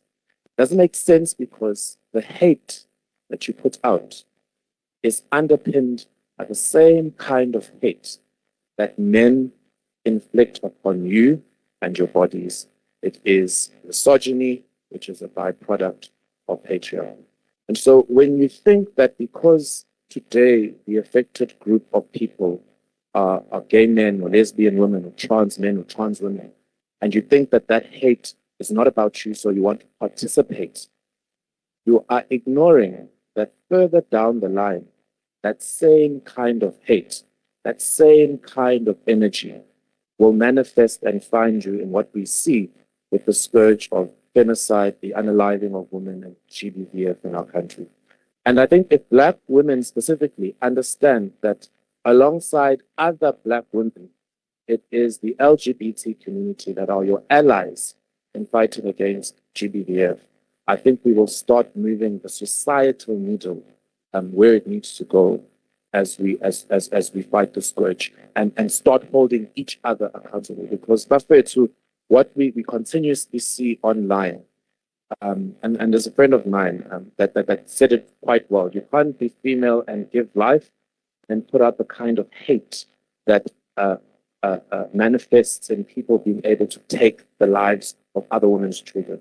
So if we can just start from that understanding, that collective measure to say that as people we need each other, but in our collective fight of creating a state that is accountable, but also a society that is accountable, that we need to call each other out where we need to, and then work together in moving the needle where we want to see society. I think we're going to make the progress that we want to see.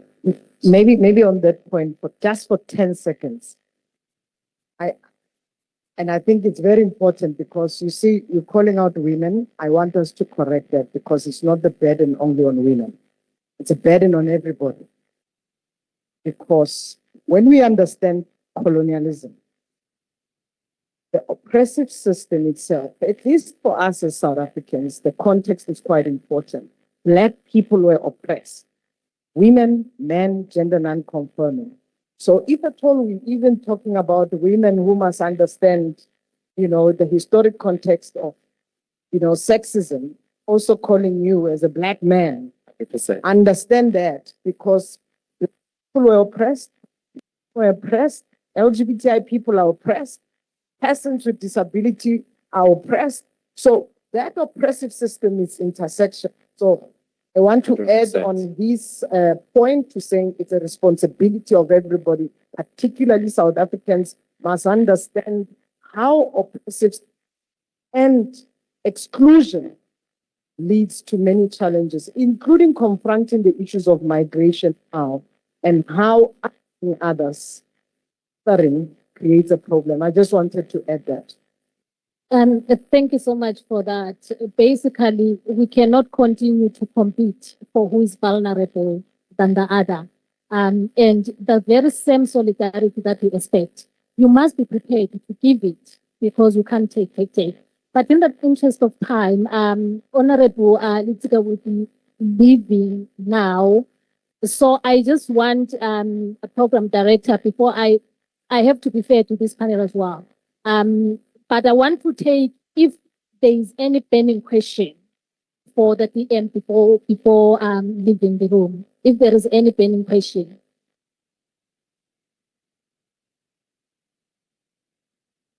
It means you were here, Deputy Minister. Thank you so much for your participation. Thank you. We really appreciate your presence. All right. Just like the previous panel, I am going to be taking hands. If you have any questions that you want to pose, whether they are directed to one panel member or to the panel in general, I'm taking hands. Let's see. Oh, okay. One, in navy blue and blue, 2 in pink, 3 in red, 4, is it gray or I'm probably in gray? 4, 5 at the back. Is that black and olive? Yes, I'll take those 5 hands.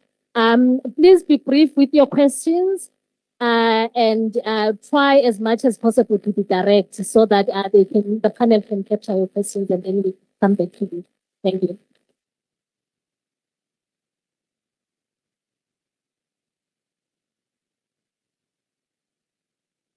Good afternoon, all.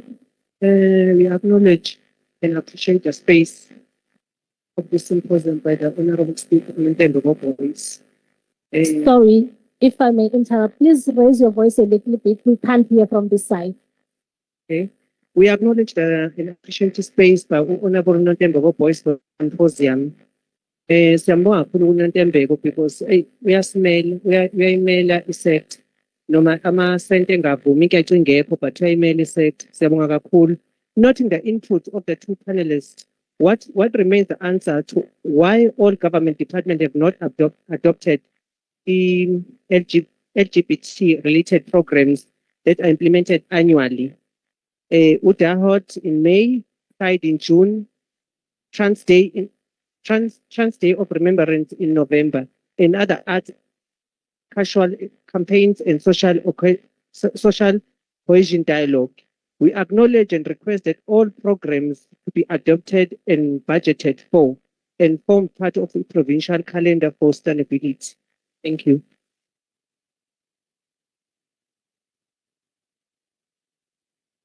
Thank you. Please just pass the mic. We will take all the questions and then we can respond.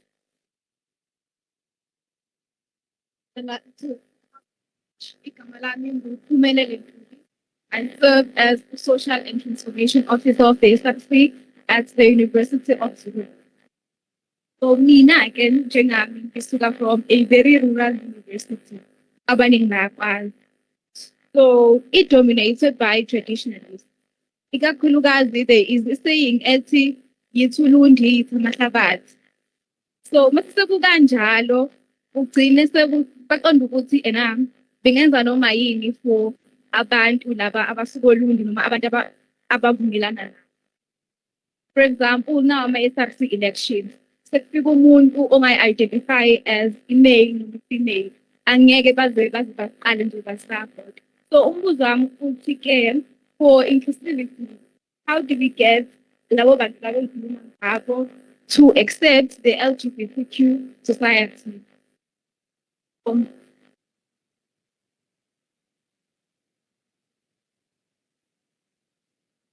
Greetings, everyone. Ukuluma Anderson Dlamini from the MK Party Youth League. My question is directed to the health department. Unfortunately, Minister Namakuku Similana is not present with us, but I just hope the question is opinionated somehow.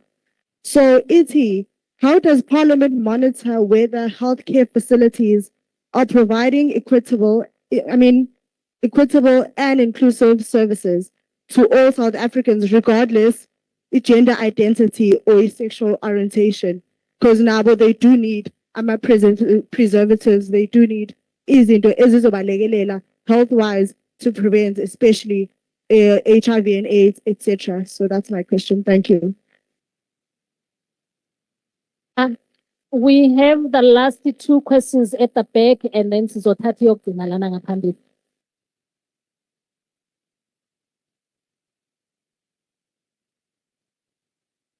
Thank you. Greetings. I'm going to stand on the podium that has already been established. My name is Cindy Mhlongo. Mina kutsakile honorable Sakile. It's not a question, it's a concern.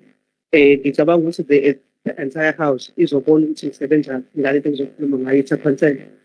Kutsakile ngicela ukuphathisa lento njengoba useparlament sinenkinga ey'koleni our own colleagues they discriminate iy'ngane zesikole. And bengizocala nje mhlawumbe uma bekhona la abangakwazi ukuthi basitshele lo principal ukuthi they need to change kutsakile. Athi umuntu in my school ngeke lo mfana agqoke kanje, in my school ngeke lo thisha agqoke kanje. That ngiyangibona lo. If you go to an interview, the moment ungena, you are already being discriminated. Uthi ubabuka nje usuyabona ukuthi the posting engisayithola. So njengamanje my concern is engicela ukuphathisa ake nihambe niyo-check ukuthi bangaki abantu abaku-LGBTQ abakwama-SMT members. Ake nihambe nibheke lokho uzoyithola into engikhuluma ngayo. My second concern enginayo yilena-ke i-discrimination iyenzeka even thina-ke sama-colleagues mangisitshala. Bangase mhlawumbe ey'koleni nizame ukuthi ke ikhulunywe lento ukuthi ezikoleni let us stop discriminating each other as colleagues. Ngoba mangase nje ilunge lapho nasey'nganeni zethu izolunga. Then ebese kuba yileyo ukuthi-ke bengicela ngiyabona nje nakho la asinawo ama-toilet ekuzothi uma ngingene nje usindi lo bakukhamba ukuthi oyifem uzotho njalo bazo-understand akhululeke sonke sisangena lapha and abantu abakhululeki. Then ebese kuqhamuka ningixolele bafethu nenengame kuqhamuke lo ofeminine omuhle nange umngani wami uma engena lapha kuthina ema-toilet bese kuqhamuka ama-female angabi comfortable. Sizocela kuma-public spaces ukuthi i-government akenze something ngama-toilet. Then ebese ubhuti Sibu lapha angangishaya. Ungangishaya. Ngisebenza eMsinga kodwa ngiwaseThekwini. UTsakile uke wakhuluma ngendaba yani ye-pride. I-pride kahle kahle kwakuyini kanti inhloso yayo? Eyokuthi manje sivele sihambe sekuthiwa kuma-after party. Siyodaba. No, isiphi bengicela ithephethe uMapula akasekho uyazi ngike ngayikhuluma lento ukuthi nginenkinga ye-pride ngimdala mina ngina-47 years kade sayiqala i-Durban Pride sayiqala nawe futhi Sibu. So njengamanje isingiphatha kabi uma ngibona iy'ngane ey'ncane abakuthiwa siya kwi-pride zazi ukuthi nje siyoswenka siyodaka.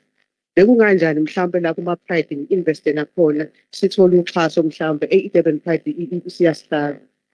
Ngiyacopha sibona ngishaya. Ake nisixhase bafowethu ihlonipheke so that nabantu uma befika lapha bakwazi ukuthi si-engage kuqala before angisho ukuthi nginenkinga nama-after party anginayo inkinga but bengicela firstly before siyojabula ake si-engage ama-leaders yabona lezi ngane ey'ncane and ake ithathwe iyise endaweni esafe. I'm gonna say this ngokungasabi ayikho safe igugudla mina ekhaya bayazi sisuka nabo eThekwini ayikho angangivumeli.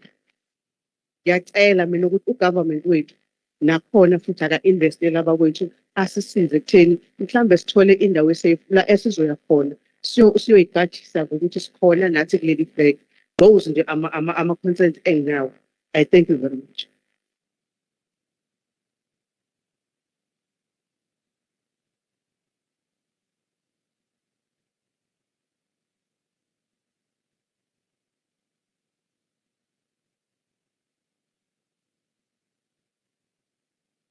Kabuhlungu ukuthi asiphakamisa ivoice le-mic ayiboni. Ibonile le-mic. Ungahlonipheki-ke lo. Khuluma nge-mic ebonile kanje. Ungahlonipheki lo bazalwane. Igama lami-ke mina nguMancumalo. Ne? Ngiyanibona nje nibhocobele ngathi nisemngcwabeni ngathi azikho nje itabane la. Angiboni nje ngishukumisa nje kodwa ngikhoke lapha. Ngiyathemba ukuthi nonke niyaphila. Mina-ke bazalwane ngifuna ukukhuluma ukuthi ngiyabonga i-symposium ukuthi loke ihlala bazalwane ne. And siyabonga. Mina ngizothi ugele vele ntombazane esimelayo ngalesi stage angigele angikuthi ngizothi ngibiza igama lakhe wrong noma uthi ugele. Ngithanda ukukhuluma ngokuthi u-LGBTQIA+ itself as a community sihlukene kakhulu. Sisalwa kuyalwiswana kunama-gatekeepers amaningi. So ingakho there is no progress noma singawathola ama-platforms lawa but are-pointless because there's extreme high gatekeeping movements. Bayazi sakhishwa nabo kwamanye ama-group ngoba benza ubuqhoshololo kwamanye ama-group moving financial resources mase beshinwa basikhiphe egroupini. Nakhona nize nibone ukuthi there's a division amongst thina.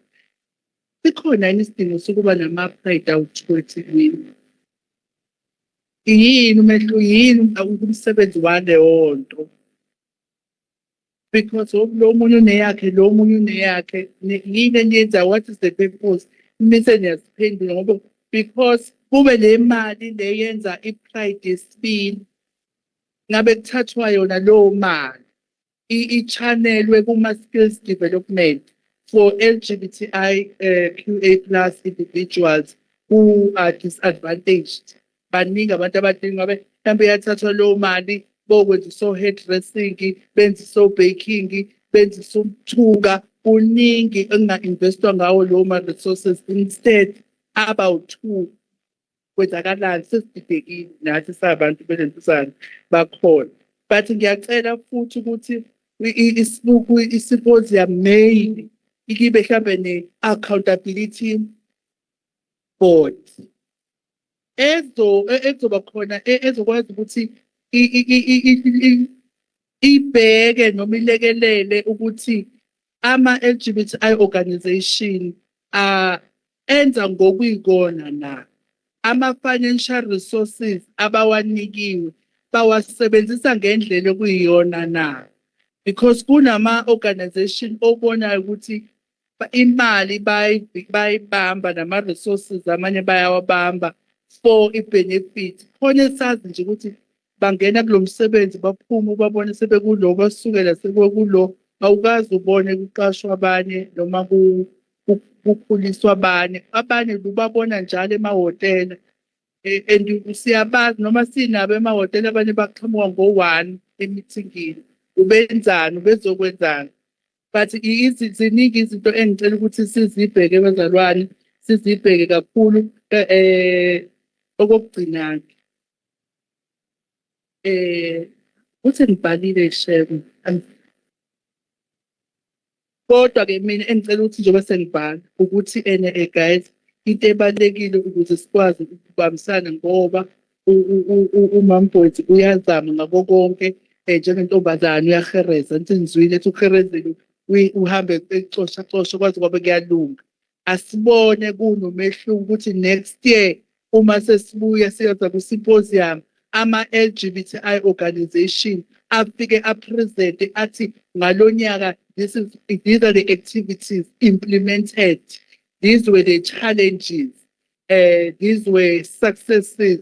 Yabona kuze sizobona ukuthi khona yini umehluko even njengoba sesihlanganiswe no-women uthi nabaka-women's forum noma any organization nawo abuya present sibone ukuthi these are the actual problems bakwazi ukuchaza because manje sikhuluma sodwa siyahlanya sizokhuluma into eyodwa asazi asiyiboni i-progress siloke size entweni eyodwa thina sizoza futhi nangonyaka ozayo siphuzela itiye leli kade linenkingi laphaya siyigele ophopho siyigele siyihambele angithi ayibona ngicela nje next time amen. Thank you so much. Ngizocela ngenxa yesikhathi ngizocela ukuthatha isandla sokugcina laphaya bese-ke ngizovala ngo-speaker lana-ke bese ngizonikeza ama-panelists wethu aphendule bese ayavalelisa. Ngikurecognize-ile speaker kunomuntu ngaphambi kwakho.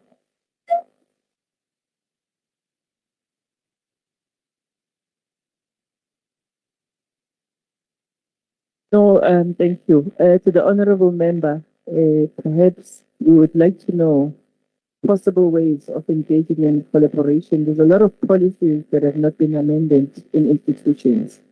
There's a lot of guidelines, there's a lot of national strategic plans and a lot of frameworks that needs to be integrated. ODSD bane policy yama shelter not 2018, 2026. SAPS wagcina training ngo-2017 but developer i-manual ngo-2018 but it's 2026 kuningokwenzakalile. So perhaps as well ukuthi sihlangabeza nama-institutions ne-executive wing of governance, how do we collaborate to ensure ukuthi kukhona le integration so that it also makes our work so much easier, because in the absence of policies, in the absence of standard operating procedures or marching orders, it means that institutions, they want to function but they don't even know how and where to begin or where to do. Thank you so much. Ngizodlulisela i-mic laphaya ku-speaker. Speaker, ngiyazi ngisemzini wakho kodwa-ke I hope unmute i-mic yakho for ukuthi uphendule. Namhlanje uzomamela unless if ubuza umbuzo okanye khona la ufuna ukugcwalisa khona okanye information kodwa hayi uphendule. Actually, ngizawuphendula. Yes, I am here to respond. I am a person responsible for oversight in this province. So it's my forte to ensure that oversight is understood. I want to appeal to the delegates, honestly, not to come here for tea. Come here to make submissions, including remembering that in the last session we had at that hall, Sazi, in Umlazi, when it was the Day Against the Phobias, we had committed that sectors, when they come to these platforms, they also come with a report back from where they come from. They come here and say the resolution on inclusive uniform on the side of parents in this particular district is not happening. I want to report that the only district that has ever reported on that is Umkhanyakude. The person who submitted is not even here. Then there was an issue in terms of the activism of the sector, not as complainants per se, and including a moderator of the session, how they take the issues of health provision in the province.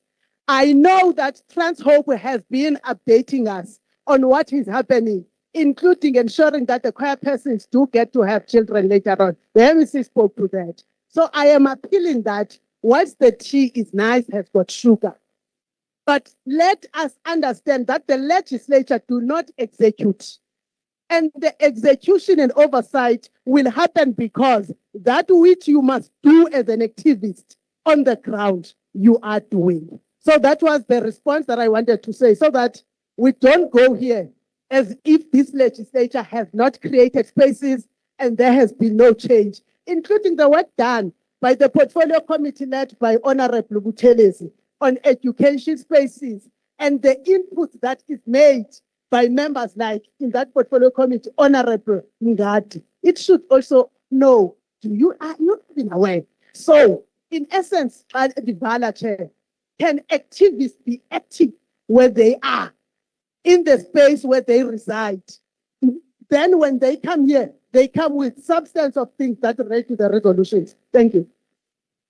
Thank you so much. In short, ke uthi uSpeaker reiterate leyanto eshiwo ukuthi ngesikhathi efelana ukuthi masinga outsourcing ama responsibilities wethu responsible citizenship. Ithina experience lama experiences kule indawo esikuzo, and legislature ngeke ikwazi okwenzeka everyday. Masenzeni umsebenzi wethu as ama activists, sizeni lana ngokuzo reporter so that they can see into yoba how do they take these issues forward. Ngizondlulisela ke imic kuma panelists wami bese ke maniphendula bese nibe nivala siyabalekisa.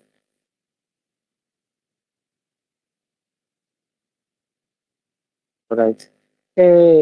What I will touch upon, because I hear people always speaking about pride. For me, the understanding of the pride, it's a learning session. Yes, having Twitter really, it's hard, but we really need to start learning what does pride mean, because we are even going to pride and do not even understand what was pride. Pride started because we needed to be visible. It was a cry of saying, Sikhona, siyaphila, and that's ngabantu.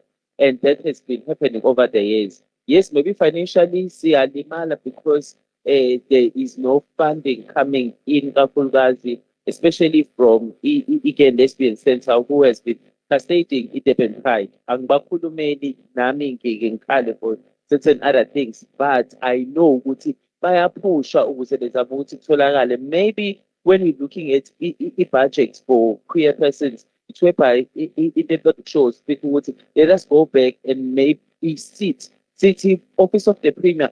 What budget do you have for queer persons to do certain activities? Because there should be a budget. The last time it was going towards savings. They said because the state SA doesn't give them a state so how many queer persons exist in land, so they cannot create savings for queer persons, because that becomes the conversation on hand. Are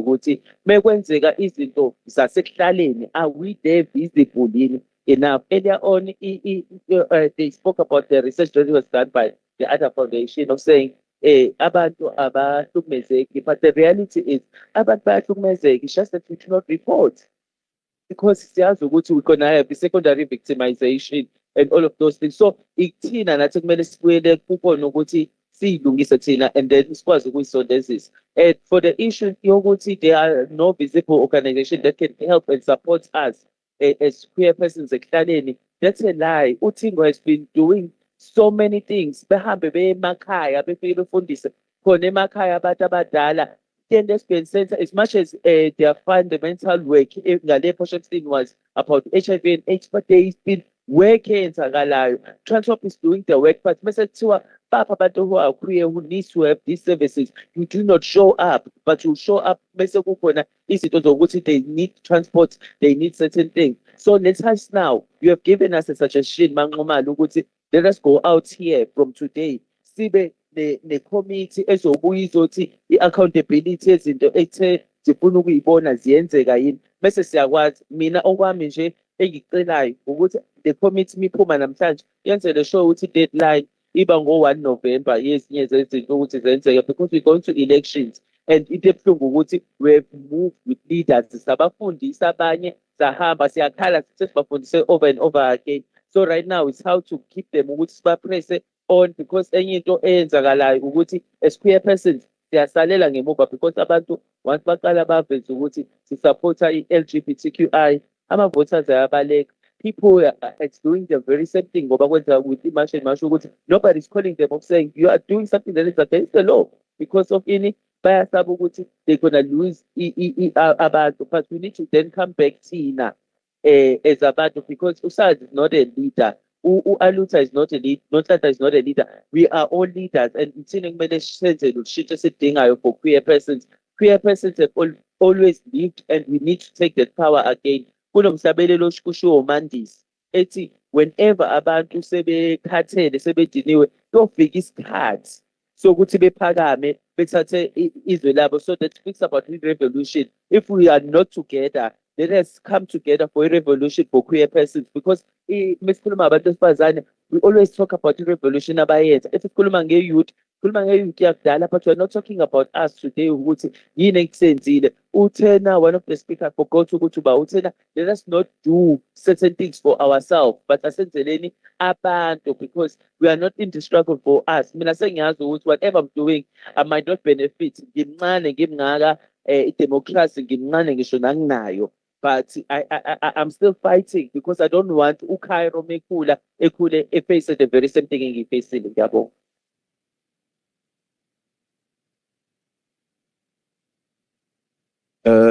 Perhaps program director, I'll just go question by question. Ungixolele bhuti wami la ngaphambili, I didn't get your name. Around his question of why all government or government departments haven't adopted LGBTQ programs. I always say this, you know, government is a big machine, and it responds sometimes, and other times it doesn't respond. But I think as citizens, we have a collective responsibility to, when we see ukuthi kunomnyango wakahulumeni ongarespondanga ngendlela, to hold them accountable. So maybe to put the question back to say, what are LGBTQI organizations who are willing to accept funding from government doing to further hold government accountable when they don't replicate some of the policies we want to see expressed in government consistently? I'll use consistently because I do know that particularly with social development, there are certain programs that are implemented. So I think it's a two-way street. I think in one aspect, government should be doing this, but in the other aspect, I think it's also up to us as a community to, when we don't see things happening, hold government responsible. And this is what your MPs and your MPLs are there for. You need to contact your MP and MPL to say, there's a burning question I have. Could you submit a parliamentary question on my behalf to inquire via a department as to why isn't it zingenzeki? Nompumelelo, I think you ask a difficult question. I'll answer it from my side around what was some of the burning issues when I was a student at NMNU. And it was around the time of Fees Must Fall. And we understood that we were suffering from financial exclusion, that yayingekho indlela yokuthi siqhubeke mesifuna ukufunda. And so when we made we went to forums, we engaged university management, it wasn't changing. And so we took to the streets to demand that the system changes. And eventually those gains were won. One thing I'll say is that it's not easy to change the way in which society thinks. And to say Unizulu, I understand that you're in deep rural KZN, but I think every effort that shifts the needle to where we want to be, from having a conversation with one person to having a public meeting with a community, whatever it is, it all assists in creating ushintsho ngendlela ukuthi abantu bacabanga kanjani. I'll also say that you must not be afraid to call on your political representatives to also come to you and lend a hand in having those difficult conversations. I think oftentimes as young people in the university sector, you want to take the entire responsibility onto yourselves without realizing that there are helping hands that you can rely on to have those difficult conversations. So I'm availing myself. We have colleagues, Abase Unizulu, who are there. So reach out to us if you want to have those conversations, and we'll definitely be available. Maybe the one I want to also touch on, Program Director, is from the lady of the MK. If you can just forward me your question to the MEC of Health, I'll make sure Usis Nomakuku gets it. Sindin Hlongo, I'm not sure if you followed some of the work that I've done, but there was an instance where a young fellow was discriminated against in a school in the, I think it was the Pinetown district, where the principal, the accusation was that the principal was discriminating against Lomtwana, ngokuthi going in the Hamsalan and code of conduct school there and whatnot. And I physically went there. And we made sure that there was accountability. It's important that there's 80 members in the legislature. You can contact any one of us. In the portfolio committee, there are 11 of us. It's not just me. Honorable Teles Upon and I, as the chairperson here today, it's important that you also, when you find that these things are happening, reporter, you can start at the level of the school, can start at the level of the SGB. If you don't find assistance, you can always refer those matters to myself or any of my colleagues so that we can take those up, because it is wrong. But in 2026, our schools are still not safe spaces for children that are members of the LGBT community. They should be safe spaces. The Constitution provides that protection for them. So, yazi ukuthi kuno khandashisa in terms of all principali that are consistently trying to make schools around their images. But schools are government facilities, and our government has been very clear around the protections it affords to our people. And if there are any other, issues, particularly around colleagues and around the way in which you are working, please contact us, because these are issues that we're going to be able to take up. You also mentioned another one around toilets and how public toilets are. I want to say that that's a very hot topic. I'll call it a hot topic in general society. But again, the Constitution is very clear around affording individuals dignity.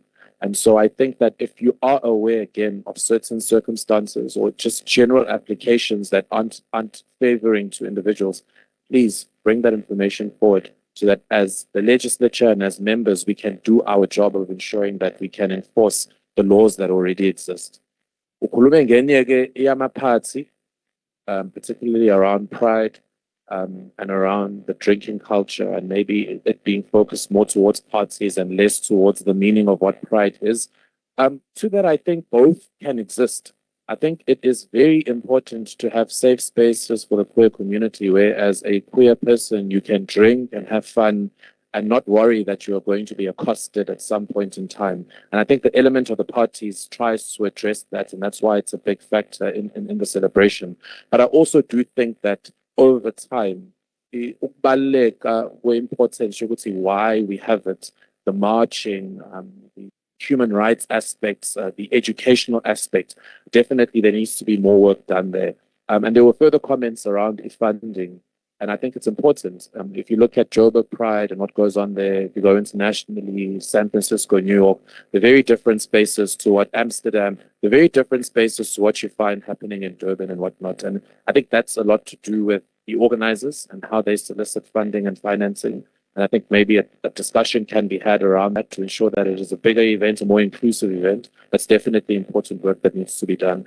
And I am willing to assist in any way, shape, or form if the organizers are here in helping with that. Manqumalo, mina ngeke ngikwazi ukukhuluma ngokuthi abantu emahhotela ngo-1 ekuseni basuke benzani. But okubalulekile that you did mention is around organizations, particularly those that get government funding, why account ukuthi imali isetshenziswe kanjani. I think that's an important aspect here. So I think if there is an organization that does receive government funding, either through DSD or wherever, it's important that if you know of something and you want that accountability, to make that known so we can put the necessary pressure and ensure that organizations are utilizing government funds properly. Lastly, Aluta, I'm open to collaboration, so you can definitely reach out. So.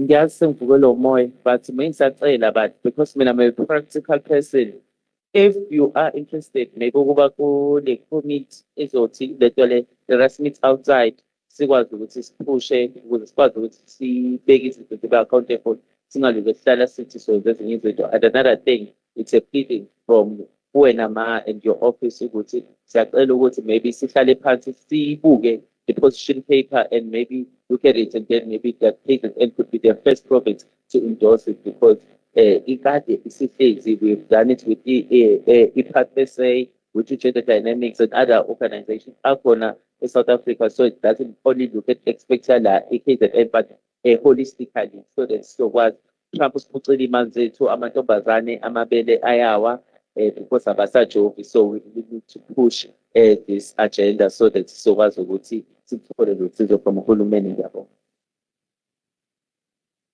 Thank you so much, my co-panelists. Ngibonga kakhulu umsebenzi eniwenzile and ngicela ningadinwa-ke nokusebenza lana kuma-communities. Ngiyawubona umsebenzi mningi and awuqhubeke.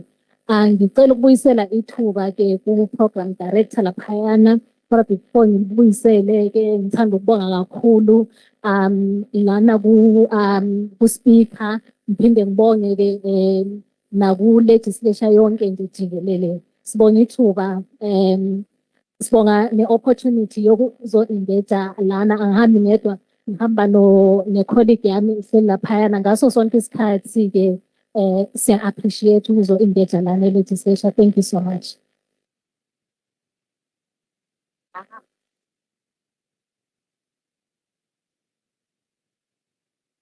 Thank you, thank you so much, Salasin Salalaphezulu.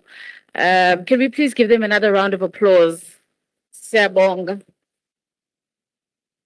Thank you so much for such a great session. I think it's very important that these dialogues happen so that we can also be appraised about what is happening on the ground, but also for you guys to be empowered and appraised with information of what government and legislature is doing and what that difference is and what that means. And then we can take these platforms, Nazi, to communities and communicate that, but also to build different organizations that can collaborate with the legislature and with government about how we can become more inclusive. So can you please give yourselves a round of applause for being amazing delegates? Thank you so much. Before I hand over to Honorable Kwala for the vote of thanks, may I please ask all the panelists on stage,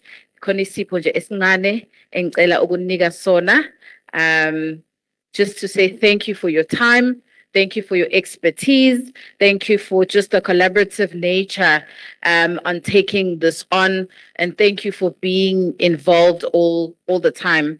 And but also I'd just like to say a big thank you to Prof. Prof is always availing herself. It's not the first time I'm seeing her, for sharing her extensive knowledge and just always being a willing facilitator, a willing researcher, a willing base of knowledge to share. from her research. So siyabonga kakhulu for being a partner with the legislature and always availing yourself. Thank you so much. May I please ask for some help? And cameraman as ngaphambili. I'd like to start with the facilitator, please.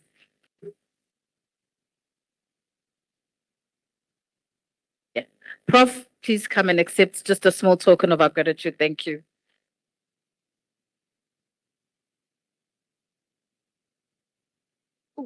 Thank you. And then can I have the panelists from the first session, Honorable Masiko, please come up. Thank you.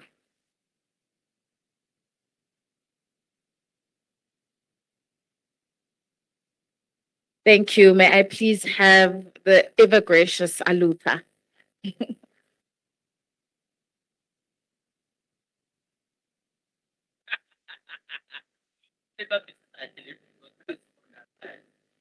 Thank you so much. And can I please have Dr. Mpanazi?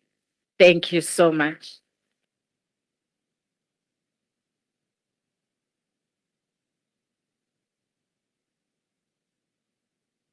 Thank you. And the Deputy Minister has left, but I'm sure the gift was followed.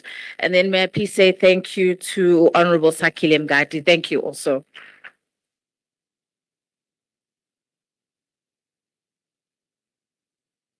Thank you. And can I please have Ms. Sazi Jali?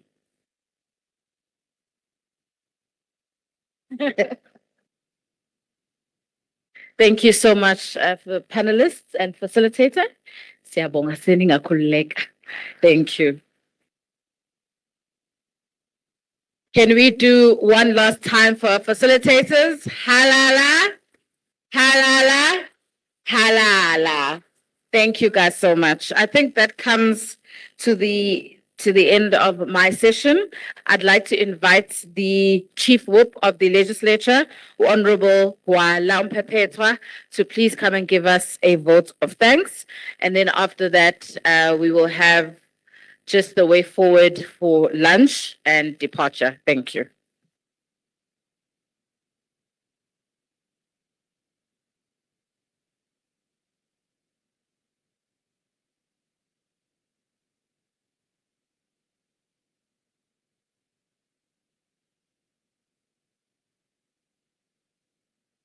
Honorable Speaker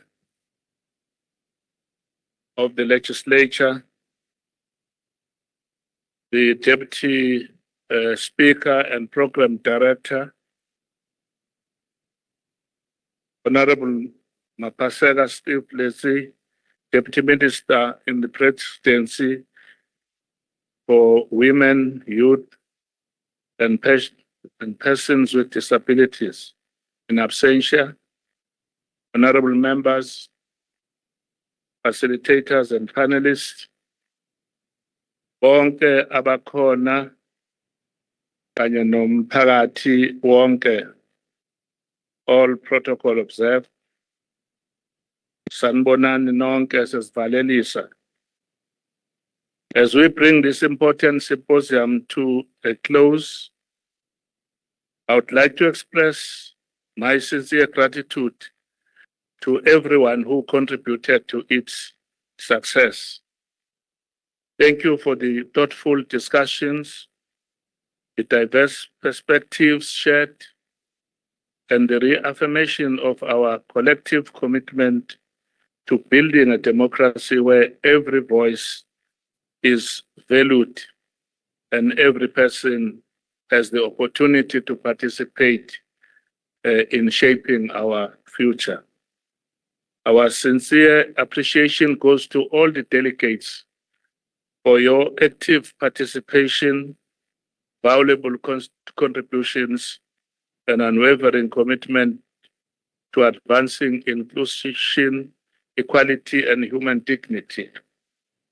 We also extend our sincere appreciation to the Honorable Mapasega Steve Letsike, Member of Parliament, who is the Deputy Minister in the Presidency for Women, youth and persons with disabilities, for honoring us with her presence and for her insightful contribution, which enriched our discussions and reaffirmed our shared commitment to equality, inclusion, and human rights. Our sincere appreciation also goes to Honorable Deputy Speaker, Honorable Mabato Tembe, for so able serving as the Program Director and for guiding the proceedings with professionalism, dedication, and grace throughout the symposium. To the Honorable Speaker, Honorable Non-Tembego Boys, the Secretary of the Legislature, Ms. Nerusha Naidu, and the staff of the KwaZulu-Natal Legislature, thank you for hosting this important symposium and for providing a platform that promotes inclusive dialogue, democratic participation, and meaningful engagement.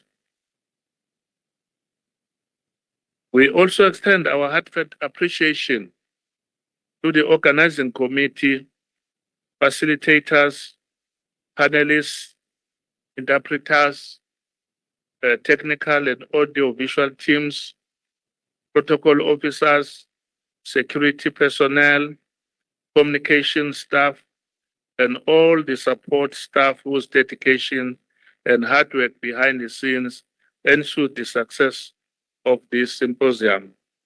Your efforts are deeply appreciated.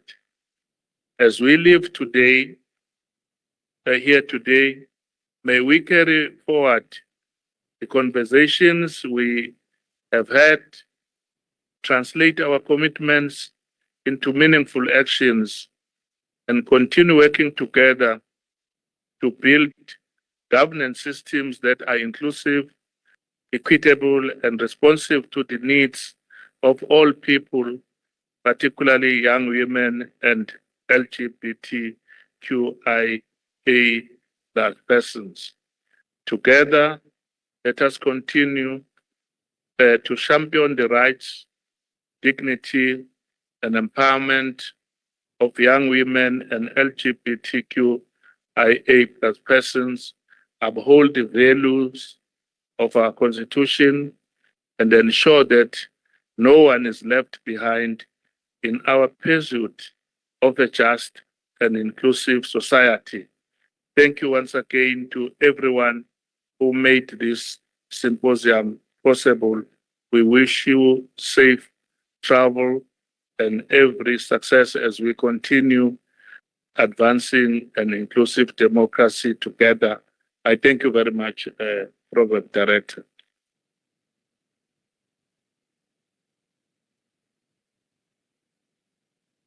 Siyabonga Mphephetwa.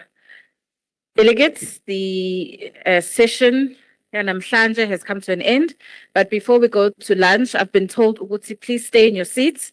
Khona into ezayo. So please do not go as yet. I don't know ukuthi who is bringing this into that's coming. I'm hoping they're bringing it immediately right now because ngazi ukuthi nilambile. And then delegates lunch will be in the room or hall that will be on your right as you about to exit. So there is a room, I think that's where some of you might have had breakfast in namhlanje kuseni, and then the MPLs, managers who have not had food, that will be behind the hall. So thank you guys so much. Ngicela singahambi. There's still something that is coming for the delegates and facilitators. Masini Raiti, you may go behind the hall. Sengiyabala, siyabonga. Thank you.